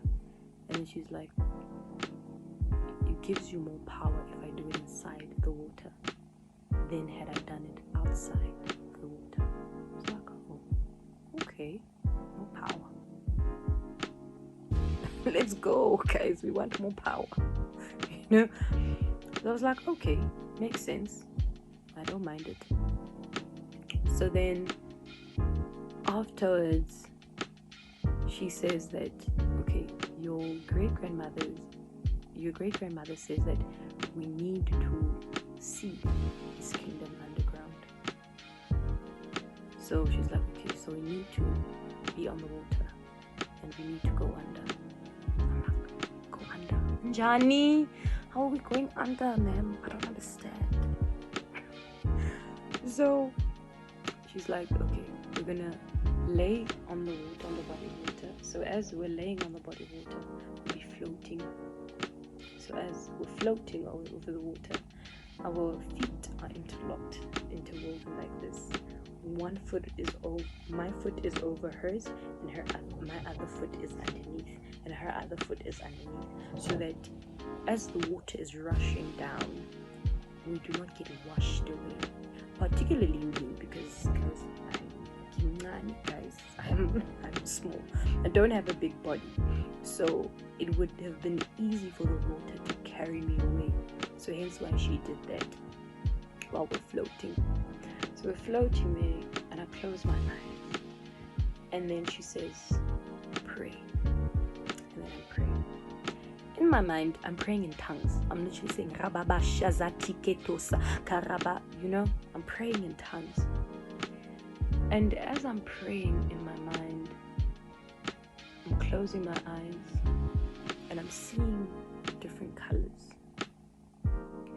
So I went from blue, purple, orange, yellow, and then red. When I get to red, I'm like, oh, I've been seeing too many colors. Maybe I'm here. Maybe I've arrived where we need to be. And then I stay there. But I'm not seeing anything. I'm just seeing the color red. I'm just confused. I'm just asking myself, what is happening? What is happening? I'm just seeing red. I'm just seeing red. And then she gets up. She sits up. And she looks at, and then because I heard her sit up, and I sit up as well. And he's like, where are you? I'm like, what do you mean? He's like, where are you? I can't find you. I can't see you. Where are you? And I'm like, the only thing I saw, the last thing I saw was red, and that was it. I didn't know what else. And he's like, you need to go through the red as well. I'm like, oh, okay, no problem. It's like, okay, sure. And then we go down again. We're floating again. Floating. Now we're praying. I'm praying. As I'm praying, I see the red once more now. The same colors but before. I went from. So as we're praying, I'm seeing the blue, the purple, the orange, the yellow, the red, and then I'm in. As I'm in now, guys, it's literally a whole entire world. You see, when you're on earth, you see everything. You see the trees, you see the birds, you see everything. You see houses, you see this, you see that. It's the same. But the way I saw it, it was like, Barbie and in a mermaid tale. If you've watched Barbie in a mermaid tale, you know exactly what I'm talking about. That is the kind of scene that I saw. That is the kind of scene that appeared before my eyes. So as I was looking, I'm like, wow, this is absolutely beautiful. This looks absolutely stunning. Guys, I'm not telling you this so that you can go back and say, I want to also see. Don't be Thomas. Please help yourself and don't be Thomas, because you're gonna cry. It's gonna end in tears. Trust me. Fine. I see this place and I'm looking around. It's just beautiful.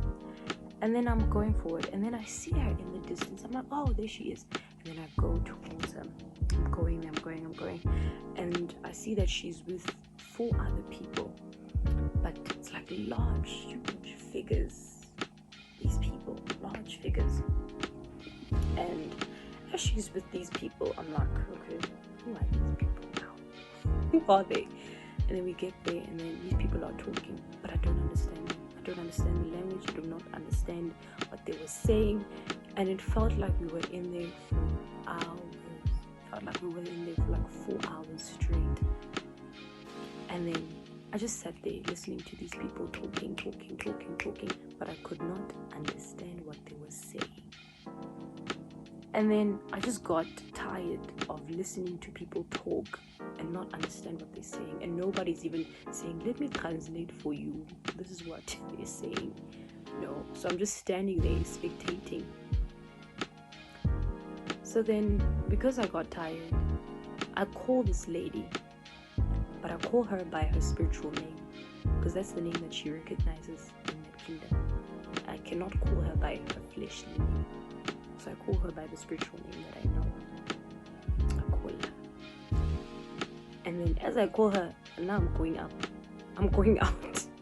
So as I'm going out, the way that I knew that I was going out was because my eyes were still closed, but I could still see the sky. Ask me how. I don't know how. So I closed my eyes, and as I'm closing my eyes, I'm seeing the sky, and I'm seeing a bird pass over the skies. And I'm like, I open my eyes and I'm like, hi Bo, what was that? And then because she heard me calling her, she's now up and I get up as well. And I'm like, did you see the bird that just passed? Like, yes, there was a bird that passed. I'm like, but my eyes were closed.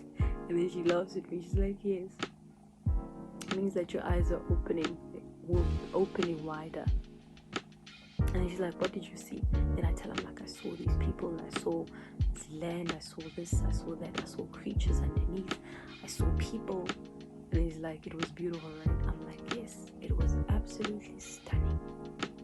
We get out of the water, we go on our way. We thank the people, we thank the umnikazi wemanzi, we thank the owner of the water.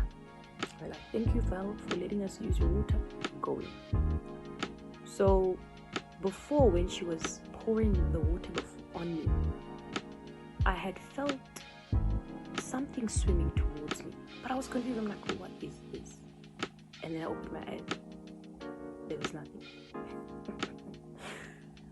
So I just let it go at that time. So now as we're going out, I ask her, I'm like, you know, while you were busy pouring water on me, I sensed that something was swimming towards me. Things were swimming towards me. 2 things were swimming towards me. And she's like, yes. She's like, I'm like, what was it? She's like, they were mermen. I'm like, Aibo.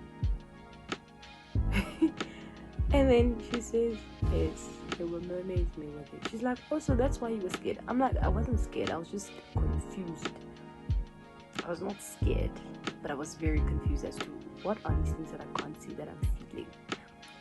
Finally get out of the water, we're heading home on our drive home. So as we get into the car, now it's like I'm seeing smoke.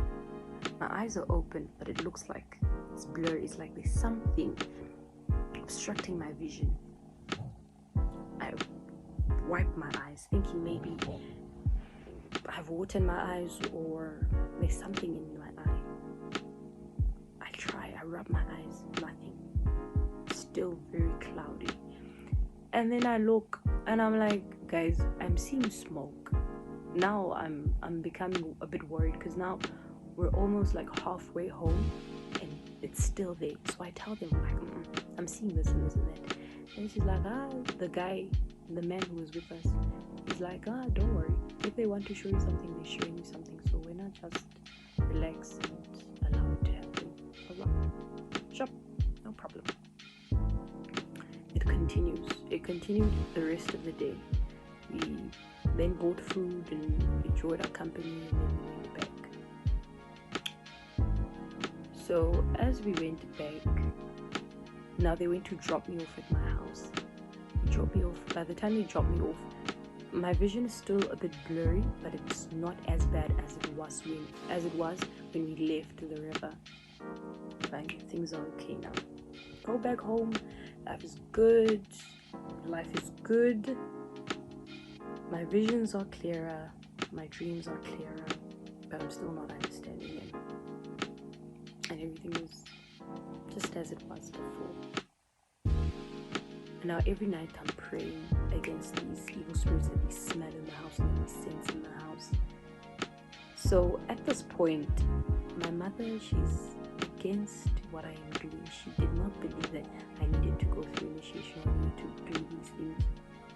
So I did not let her know that I was going to the river. But I went anyway. Then I came back. So the rest of the week things were okay. Now the following week, after going to the river, there's this man who works at the same place that I work. He's one of the bosses there. So this man, other days, I would greet, he would greet back, and he'd move along. On this particular Monday, he sees me, and it's like I caught his attention like nothing I have ever seen before. And he asks me, "Do you need counseling?" And I'm like, mm-hmm. I'm like, "Yes." Or not. I'm like, "Yes, I do." And he's like, "Okay, when you need counseling, here's my number. I'll link you up with a professional who will help you." Okay, no problem.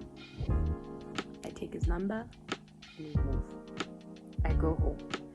The following day, one thing led to another. I ended up calling him. I can't remember why, but I ended up calling him. And then he told me certain things. He's like, "You have the spirit of rejection.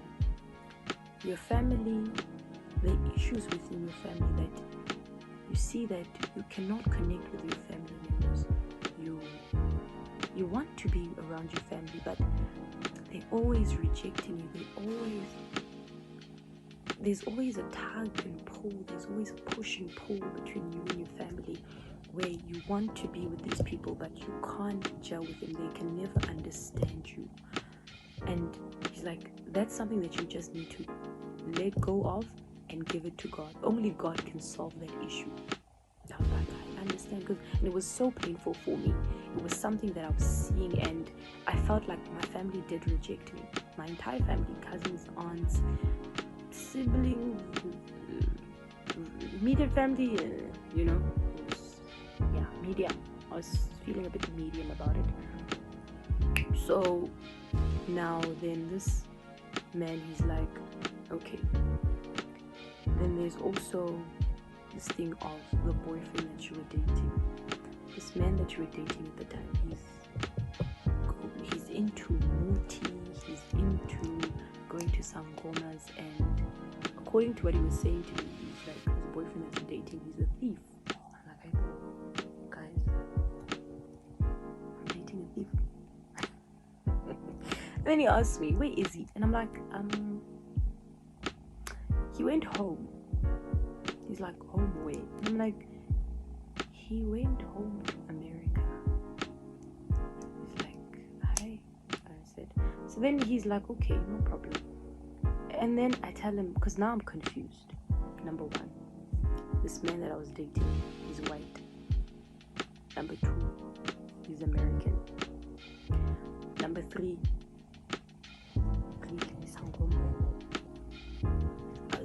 I was very skeptical. This man hardly goes anywhere. He had just recently moved to the country. I'd seen his cards. They were recent. So now I was confused. I'm like, American man, he knows what a sangoma is. Like, "Hi, okay, Lord, we'll see. I'll pray about it." So now I told myself, like, I'm gonna ask my ancestors about this man, because if Koninte of I want to know what it is, they must tell me now what nonsense this is. Fine, he's like, then he tells me all these other things. I can't really remember now what else he told me, but it instilled fear within my heart. And then finally moved on. The following week, I went to his office. As I went to his office, he was with people, and we were just sitting, talking, just listening to what he was saying and interacting and so on and so forth. Now, then he tells me, he's like, there are things that this man is doing. So these things that he has done, he has taken something from you. So because he's taken something from you, wherever he goes for his power, so that the police don't catch him in his activities, criminal activities, now they're using you as well. I'm like, how are they using me? He didn't explain. So he says, so that now these people can stop using you, and that all these things that they've done to you, they can go back to them. I'm going to give you a bottle of water, and I'm going to give you sachet of swasho. Swasho is like herbs, but mixed with refined fine salt and other stuff inside. So he's like, I'm gonna give you that, and I'm gonna give you this bottle of water. Tomorrow, come fetch it. Following day, later on in the day, when I'd finished with my work, I went to him and I fetched it, and he gave it to me. I used that, bathed with it, and he tells me the weird thing that he told me was that this bottle of water, I can drink the water, I can bath with the water, but I should not let the water run out. So if the water is this small inside the container, I should just fill it up with tap water. So I did that. Eventually it finished, and I filled it up with tap water. I closed it up and I put it away. Fine. And then I was intrigued by the things that he was teaching me. He was like, I asked him, I'm like, can you teach me some of the things that you know? He's like, no problem, I will. Okay. Little did I know. So after I bathed with this thing, he gave me these things. In the sachet, it looked like ashes inside, but he said it was swasho. I know what a swasho looks like. But I just went along with it and I just used it.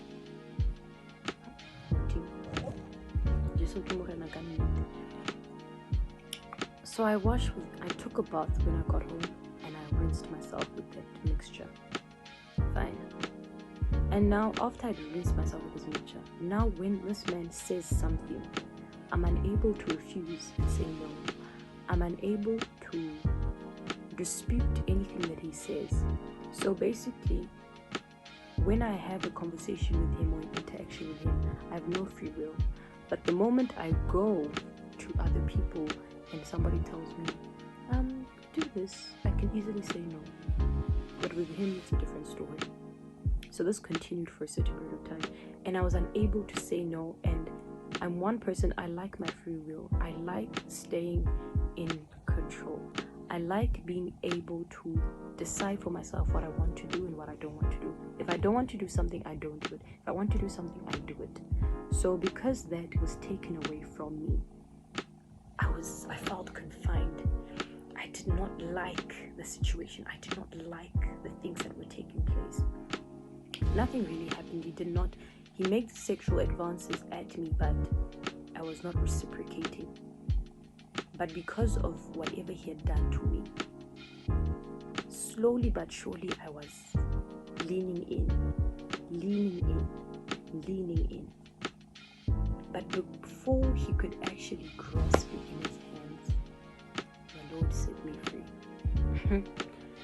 So one day, during the day, I went to where he was, to his office, and then I came back. When I came back, he was going out somewhere to go talk to some contractors, and then he dropped me off at our offices. It's like their offices are at a far distance, and then 30-minute walk away, and then my offices are here. So he dropped me off there, and then in the car when I'm going out, he says, when you greet me, what do you do? I'm like, I just greet you. Normally I just say ache or dumelang or something, hello. And then he says, from now on, when you greet me, give me a hug.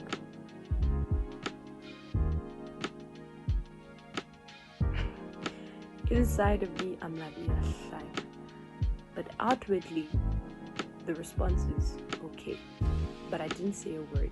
But I could feel that to him it was okay. Then I get out of the car, close the door. So during that time, I was still smoking weed, I was still drinking. Now I'm at this place. Now I'm like, I want to get high. I smoke, get high. It was a full moon. I had not known. I did not know that it was a full moon. So after I'd been smoking, something happens within me. I start crying, and I'm sitting by myself. I start crying, and then I'd like to believe that it was the Spirit of the Lord. The Spirit of the Lord said to me, Katlego, what are you doing? Katlego, what are you allowing this man to do to you? What is this that is happening with you? What is happening? And then I was crying, bawling my eyes out. So in this, I was literally holding my phone like this. And as I'm holding my phone, I'm looking at my reflection. And in my eyes, I'm not seeing my eyes. I'm seeing through my eyes, I'm seeing another being as white as snow. White, and shining bright. I was like, what is this? Who is this? But I could not even answer the questions that I was being asked. I was just crying. And as I was crying,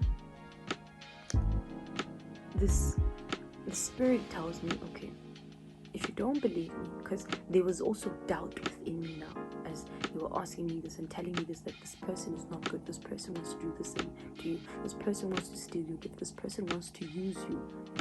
I did not believe it. There was doubt within me. So this spirit that is talking to me is telling me, call that lady that you were initiated by. Call her and ask her who this man is and what he's all about. I'm like, okay, simple. She'll tell me the truth of that. I know for sure. I call this lady. She tells me, this man is evil. The devil incarnate. I tell you, according to what she was saying, this man is absolutely evil. And he was trying to use you for your gift. He was trying to steal your gift from you. And this is what she tells me when I ask her about this man. So I'm like, so now what do I do? And she's like, leave it. At least you found out before anything could happen. So because of that, it's good. Now it will be okay. Don't worry. It'll be fine. So when I got home that day, before I left, so at the end of the day, it was at the end of the day, so I left for home.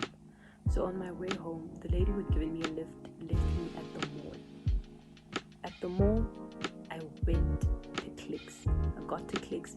I bought the Lennon drops for babies.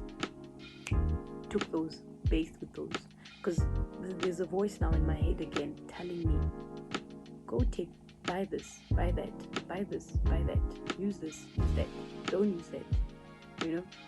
So I'm using these things. And then when I got home, I took all the things that this man gave me, the bottle of water, I took it, I threw it out, and I threw it away. The sachet, I threw everything away. Everything that he just gave me, I just threw it away. And then I washed myself. I took a bath, washed with those things.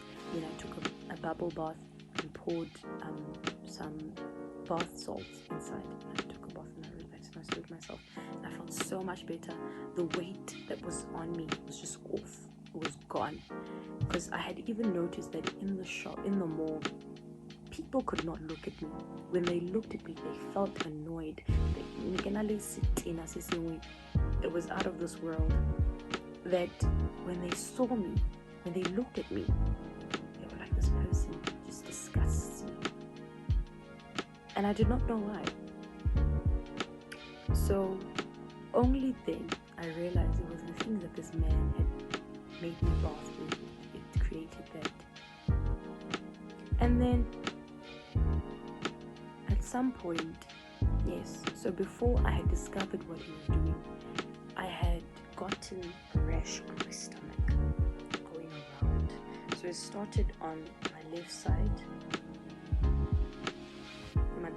My belly button is in the middle, so it started on the left side. It was going around my back. It would end again just after my belly button, where it started. So now I started itching, and I was at work that day again. And this lady, she sees it. The lady who initiated me, she tells me, what's that? Because she sees me scratching because it was itching like hell. She's like, what's that? I was like, I don't know, I just started itching. And she's like, but when? So get a band. I'm like, what? A belt? She's like, that's a belt.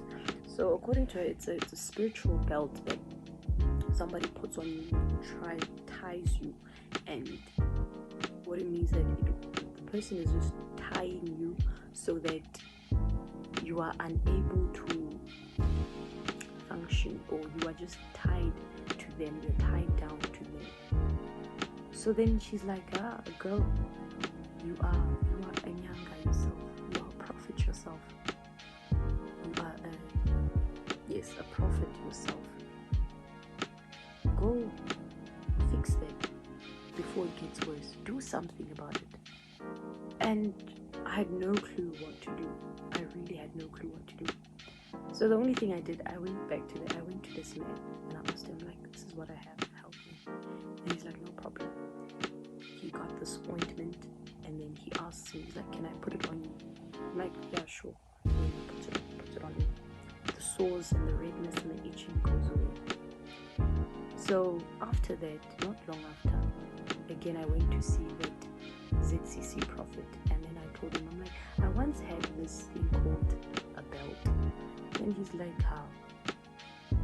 But I'm like, but now it looks like it's gone, so I don't know. So he's like, it may look like it's gone on the outside, but on the inside it may still be there.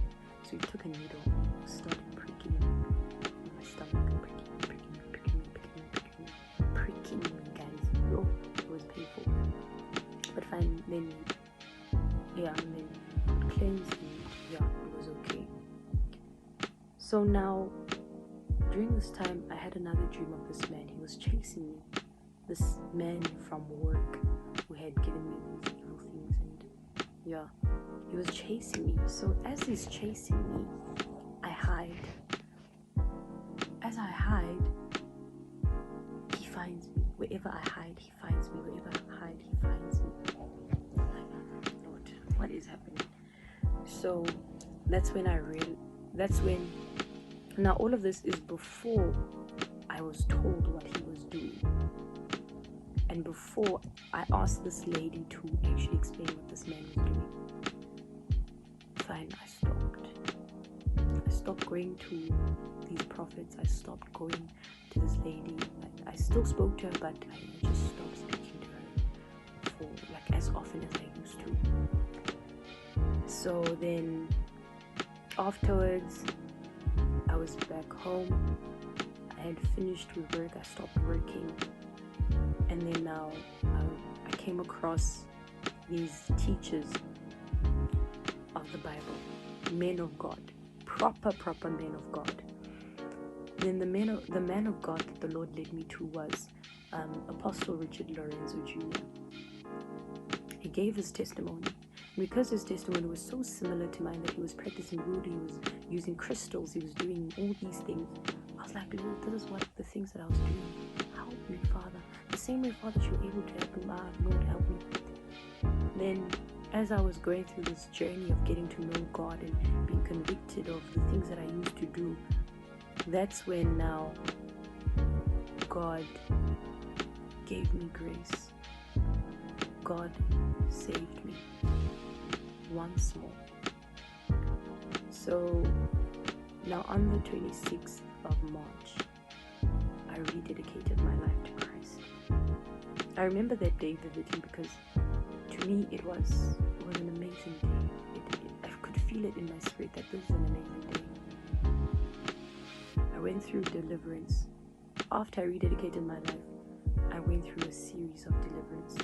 I went through emotional deliverance. I went through physical deliverance. I went through psychological deliverance, spiritual deliverance. And the one thing that the Lord did one day was He told me to throw away every single thing that I had bought that was dedicated to that kingdom. And I took everything. I was scared out of my wits. I was terrified. Because there was a voice still telling me, if you throw these things away, you're going to get attacked. If you throw these things away, I'm going to punish you. So I'm like, Lord, what am I going to do? God was like, I said throw those things away. You can either decide you burn them or you throw them away. Because the pastor and Apostle Richard Lorenzo, he had taken these things and he had burned them. So I was like, I'm still in my mother's yard. I don't want to cause havoc by burning things and she got confused. She was like, just throw them away. So I took everything, put it in a plastic bag. Everything, every single thing. I threw it away. I put it in the dustbin and I threw it away. Then I threw it away on the day where I was going on a trip. So I threw it away and then I left for my trip. I went. And then when I came back, they were still in the dustbin because they had not taken the dustbin yet. So I waited. And each and every single day, when it was drawing nearer to the day where the dustbins were collected, the Spirit kept telling me, you still have time to go fetch it before something happens. You still have time to go fetch it before something happens. You still have time to go fetch it. But I was adamant about it. I'm like, I'm not going to go get it. I'm not fetching anything. Threw it away. The dustbin came. The collection of the waste management people came, took the dustbin, and all of it was gone. And I could sigh a sigh of relief. I was like, whew. Thank God, now that is out of the way. Now, I threw those things away. Now I'm still getting attacked. I'm getting attacked, attack after attack, paralysis after paralysis, sleep paralysis after sleep paralysis. I'm seeing demons in my room. I'm experiencing like people are touching me as I'm sleeping. I'm scared out of my mind. I'm anxious. I'm depressed. I'm worried all the time. I was like, Lord, what is happening? But I'm continuing to pray. And in this ministry, they help us. They say, pray. Ask for forgiveness. Repent. I kept repenting. I kept renouncing. I renounce this. I renounce that. I renounce this. I renounce that. I renounce the spirit of lack. I renounce the spirit of ancestral worship. I renounce and I denounce each and every single covenant that I have come into agreement with. I renounce every single thing that I could think of. I renounced and I repented, and I plead the blood of Jesus continuously. And even as I was doing these things, I was still in bondage. I was still being attacked. But I was still trusting in the Lord that, you know what, this is my deliverance. I'm going to go through deliverance. So one day, I knew that day, from the beginning of the day, things were a certain way, because I knew that today is going to be an eventful day. So because of that, I would attend these Zoom meetings that the church would have, deliverance sessions. I attended one of those that day in the night. So because of the time zone differences, for them, if it's 8 p.m., here it's 2 a.m. in the morning. So I was up at 2 a.m. in the morning watching this Zoom live meeting. I was watching it. And that time it's load shedding. So there was a lot going on. I'm watching this, and then they start praying. And they say, he commands, the apostle, he commands the demons to come out. I manifested, and the apostle, he saw it on the screen, and then they took it to my image, and then he commanded the spirit to come out. And then he's like, the spirit of Python, come out of her. And then it came out. After it came out, he tells me, he's like, oh, so you've been experiencing lustful feelings throughout this week, intense lustful feelings. And I'm like, yes, because I was experiencing this lust within me. And I was like, Lord, I don't understand what I'm doing, because I was praying, I was fasting, I was rebuking, I was renouncing, I was repenting continuously, but I was experiencing all of these things still. And he's like, it's because of the Spirit you're experiencing those things. And then I was delivered, and I was crying, and drool was coming out of my mouth. I was just relieved though. There was a relief, and there was a weight lifted off of my shoulders, and I was very happy. I thanked the Lord after that. And then things were good now. Things were starting to look up.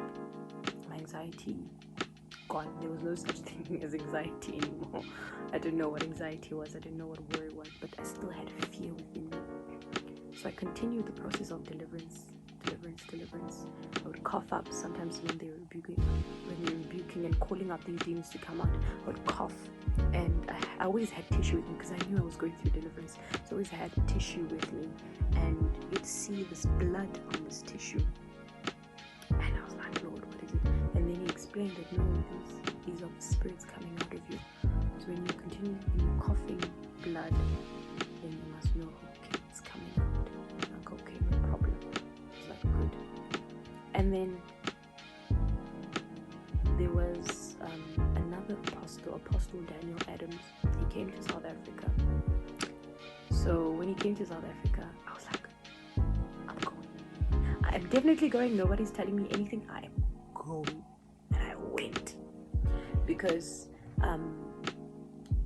Apostle Richard Lorenzo was in Apostle Daniel Adams' church when they were still young in the faith and still growing in the faith. And so he commissioned them to do it.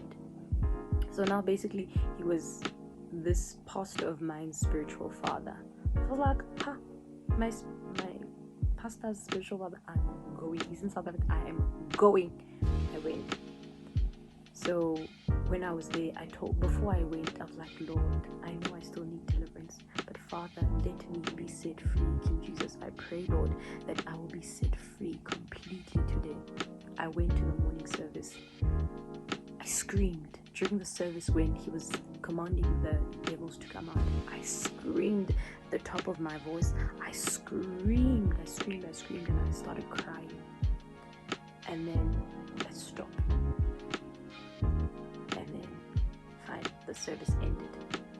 So I wanted to come back home, but something in me was like, stay for the evening service.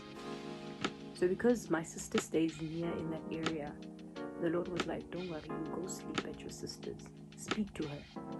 I spoke to my sister. I'm like, can I sleep at your place today after the church service in the evening? She's like, no problem, I don't have a problem as long as you told Mama.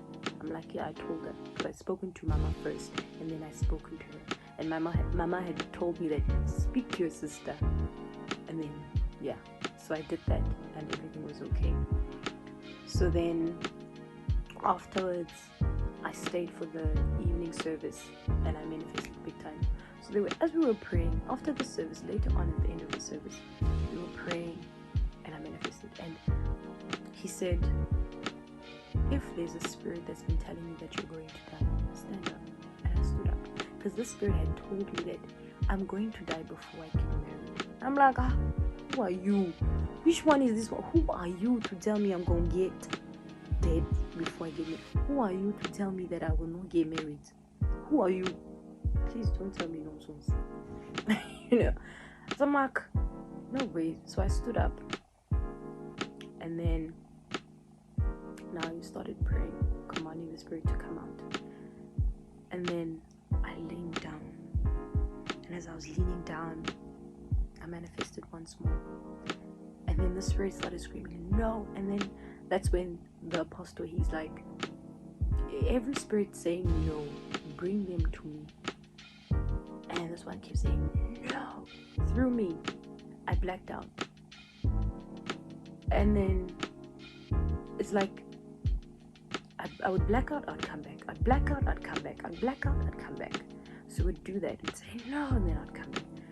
No, I'd come back. And then when they were trying to lead me to the stage, I was refusing. So one of the people who were there, because I was refusing and I was fighting, he had to pick me up. Now, when this man is picking me up, I'm confused. Now I'm back. The spirit is taking a backseat. Now I'm back. And I'm confused. I'm like, why am I being lifted up in the air? Like, my guy, what are you doing? Like, I'm confused. And then he leads me up to the front. He places me there. And then I try to go backwards, and then he keeps me there. So as I'm still there, I'm on the floor. I can see this apostle at the corner of my, like, when I look up like this, I can see him. And my eyes, it felt like light was being shown into my eyes. And I was like, I couldn't look at him. I could not. But I understood that it was the spirit trying to look at him through me. But every time it tried, It couldn't look, it had to look away. And then a man came and he tried to cast it out of me. But he didn't understand that this spirit, when he came, it went back and I was in the forefront and I was just looking at him like this. I was confused. I was just looking at him like this. And then he just let it go. Because I guess he didn't understand what was happening with me at the time. Fine. And then this man of God comes and he looks at me. He looks down and then he looks up. And then when he looks down, he looks at me. Like I catch his eye and I'm like, no. Like the spirit within me is like, no, please keep me away from him. Please don't keep me away from this man of God. And it's the spirit speaking. And then he's like, he looks and he's like, bring her to the stage. Now I know things about to blow the fan. I go, they place me on the stage. And then he asks me, he's like, and then they put a mic to my mouth and it's like, and I'm like, please, no. And it's the spirit. But then I come back. And then he's like, who are you begging me, saying please? And then I don't answer because now it's me. And then he stops. And then he listens. And he's like, okay, so I understand that you are back now. Is it taking you over completely? I'm like, no. But I couldn't breathe now. As I'm supposed to answer him, I'm struggling to breathe. I'm struggling to make out my sentences. And then I tell him like, no, it's like, it's here and I'm here. But I couldn't really explain. But he understood exactly what I was saying. And he's like, no, I understand what you're saying. And then he commanded her to go out. And then but before he commanded, he asked me, were you ever violated when you were young? I was like, yes. So when he asked me that question, it confirmed those suspicions in the beginning that I had that I was violated as a child, the memories that I had that I was violated as a child. And then he confirmed it by asking me that question, because according to what he was seeing, the reason why the spirit was still there was because of that. And then he cast it out and it came out and I was set free.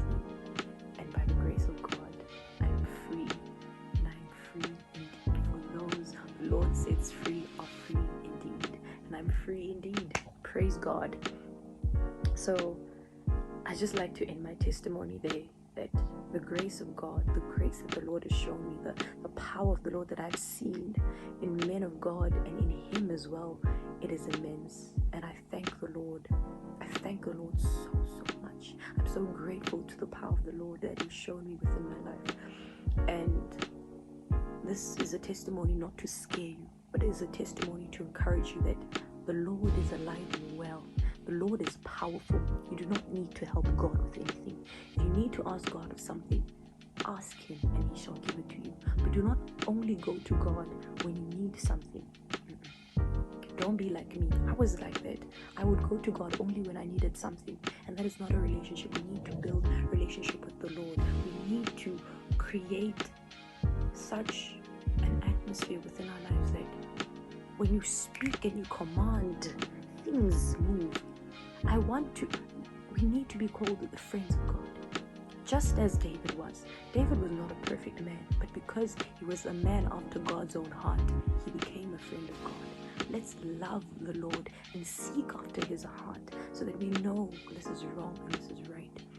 And most people might say that, no, we're not whites, we're black people. We need to adhere to our culture. Fine, we can adhere to our culture. But if our cultures are mixed with doctrines of devils, if our culture is mixed with things that the Lord says that we must not do as children of God, is it a culture worth following?